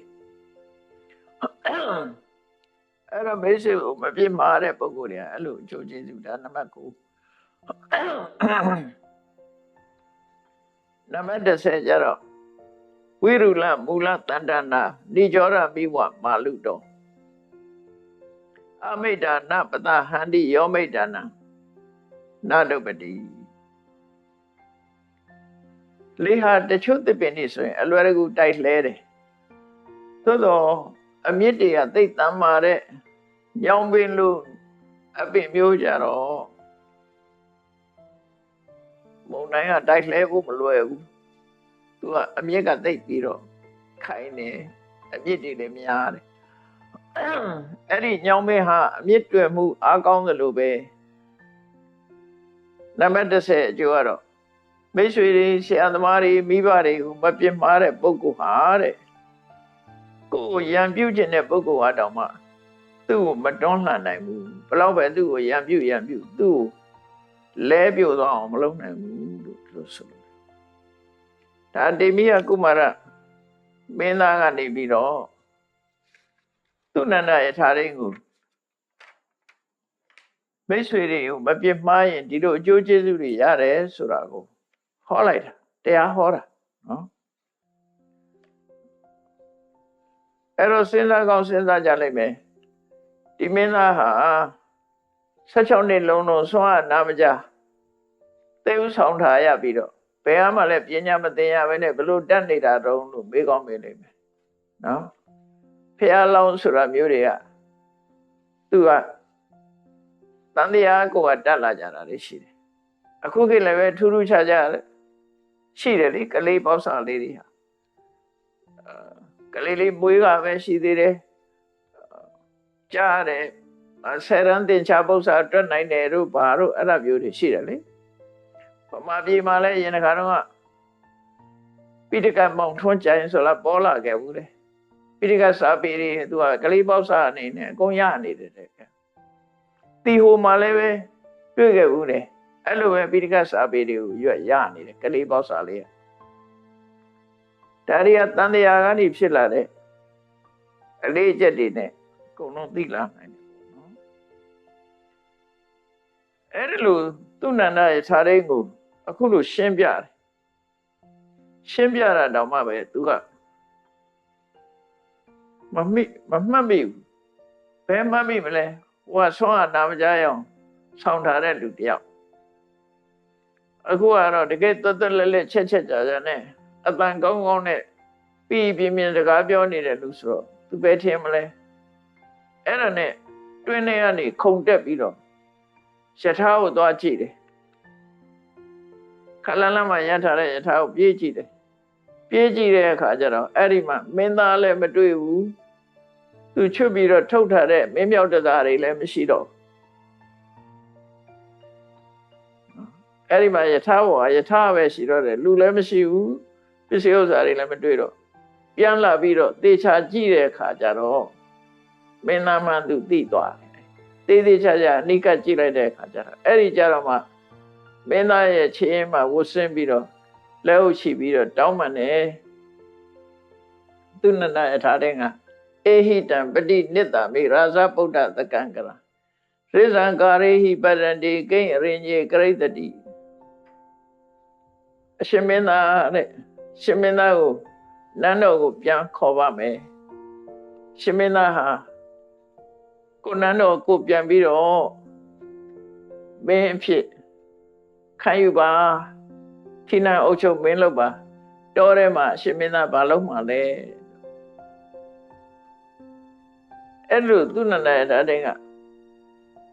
တိသွားတဲ့အခါကျတော့မင်းသားကိုအဲ့လိုတောင်းဆိုတော့မင်းသားကဘာပြန်ပြောတော့ဆိုအလံမေတေနရိစေနညတကေဟိတနေနဝ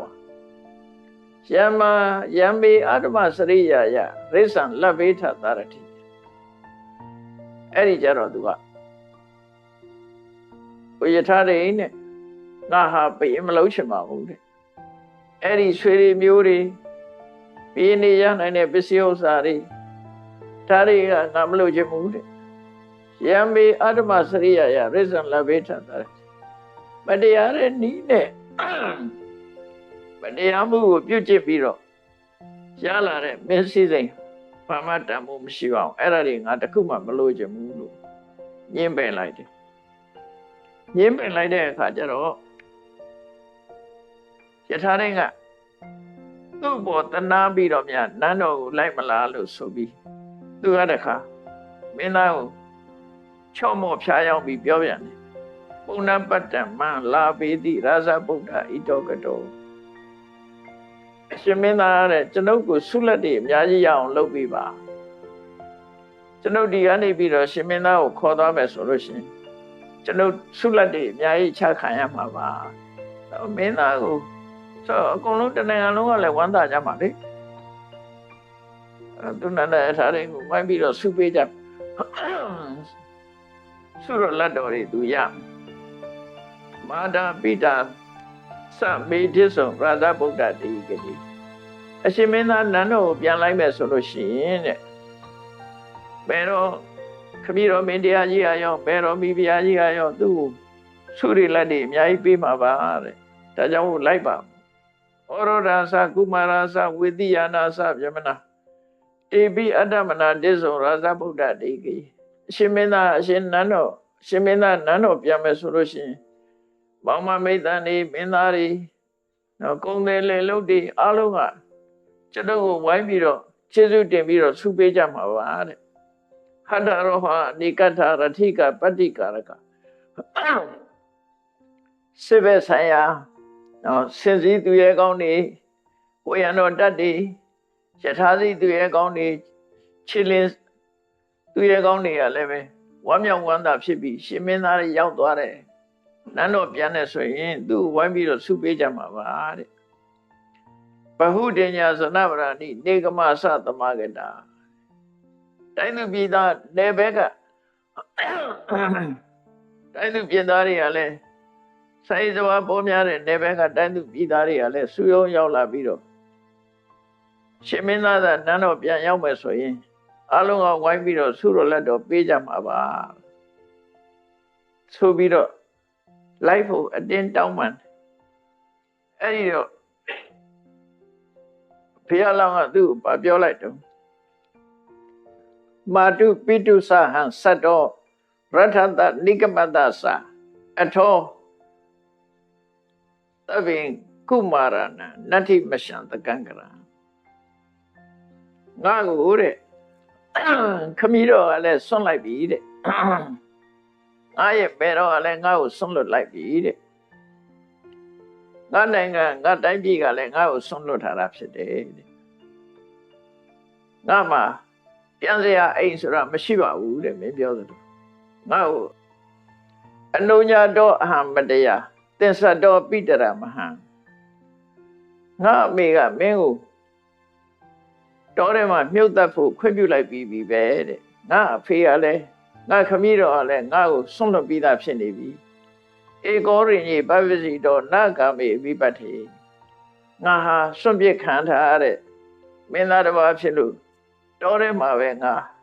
ယသိယဟန်ဝတ်တော့မယ်ကာမဂုဏ်အာယုန်ကိုငါမလို့ကျွန်တော်ပါဘူးလို့ဘုရားလောကအဲ့လိုပြောတယ်နော်အဲ့လိုပြောလိုက်တယ်အဲ့လိုပြောပြီးတော့သူ့ကိုယ်သူဖြစ်ချင်တာတွေအခုချိန်မှာဖြစ်သွားတယ်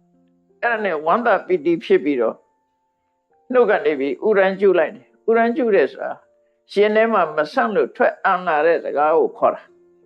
ဝန္တာလုံးအကြည့်ပြီးတော့ရှင်ထဲမှာမသို့သိနိုင်မဲနဲ့ထွက်လာတဲ့စကားအပိအတရမနနံဖလတဝသမိတ်စတိဝိပကမြမစရိယောတမိဧဝံဇာနာဟိတရတိငါ16နှစ်လုံးဒီအခွင့်ရေးရအောင်ကြိုးပမ်းအထောက်လာခဲ့တာအခုရဲ့ငါရဲ့ဆန္ဒကိုပြည့်ပြီတဲ့နော်ငါဟာဒီငါနှလုံးအလိုငါရဲ့လို့ဆန္ဒတွေအလုံးပြည့်သွားပြီတဲ့မင်းအဲ့လိုပဲမှတ်ပါငါဖြစ်ချင်တာဒါဖြစ်အောင်လို့ငါဆောင်းနာမကြအောင်ဆောင်ခဲ့ရတာအခုငါဖြစ်ချင်တာတွေဖြစ်ပြီအပိအတရမာနနံတမတ္တထောဝိပစ္စတိဝိဘကမြမစရိယောသမိနေခန္တောအကုတောပယောငါဟာဖေးကင်းရန်กว่าတော်တဲ့ကိုအစင်းတဲ့ငါရောက်လာပြီငါဖြစ်ချင်တဲ့ငါရောက်လာခြင်းနဲ့တော်တဲ့ကိုခုငါရောက်လာပြီဒါကြောင့်မို့လို့နန်းတော်ကိုပြောင်းလိုက်တော့ပါဘူးလို့မင်းသားကအဲ့လိုဥဒန်းကျူစကားကိုပြောလိုက်တာဖြစ်ပါတယ်တရားချက်ခင်သူတော်စင်ပြိဿပေါင်းလို့နောက်ရက်မှာဆက်ပြီးတော့သူနန္ဒယထာရိနဲ့နန်းတော်ပြန်တဲ့အခန်းဘယ်တော့ခမည်းတော်တွေလိုက်လာတဲ့အခန်းတရားဟောတဲ့အခန်းတွေဆက်လက်ပြီးနိုင်မှတ်သားနိုင်မှုရှိပါသေးတယ်ဒါတေမိယဇတ်တော်မှာလာတဲ့ဒီမှတ်သားနိုင်ပွဲဟာလူဘဝနဲ့နှိစက်တဲ့ အစိုးမိတ်နေဖြစ်လို့ဘုရားလောင်းတော်ဟာမြည်တို့မြည်ပုံကျင့်ကြံကြုတ်ကိုအထုတ်ခဲ့တယ်ဆိုတာမှတ်သားနိုင်ပြီးဝန္တာကျေနုပီတိတူဖြင့်ကုသိုလ်တရားကိုစိဘူးအထုတ်နိုင်အောင်ကြိုးစားအထုတ်နိုင်ကြပါစေကုန်သတည်း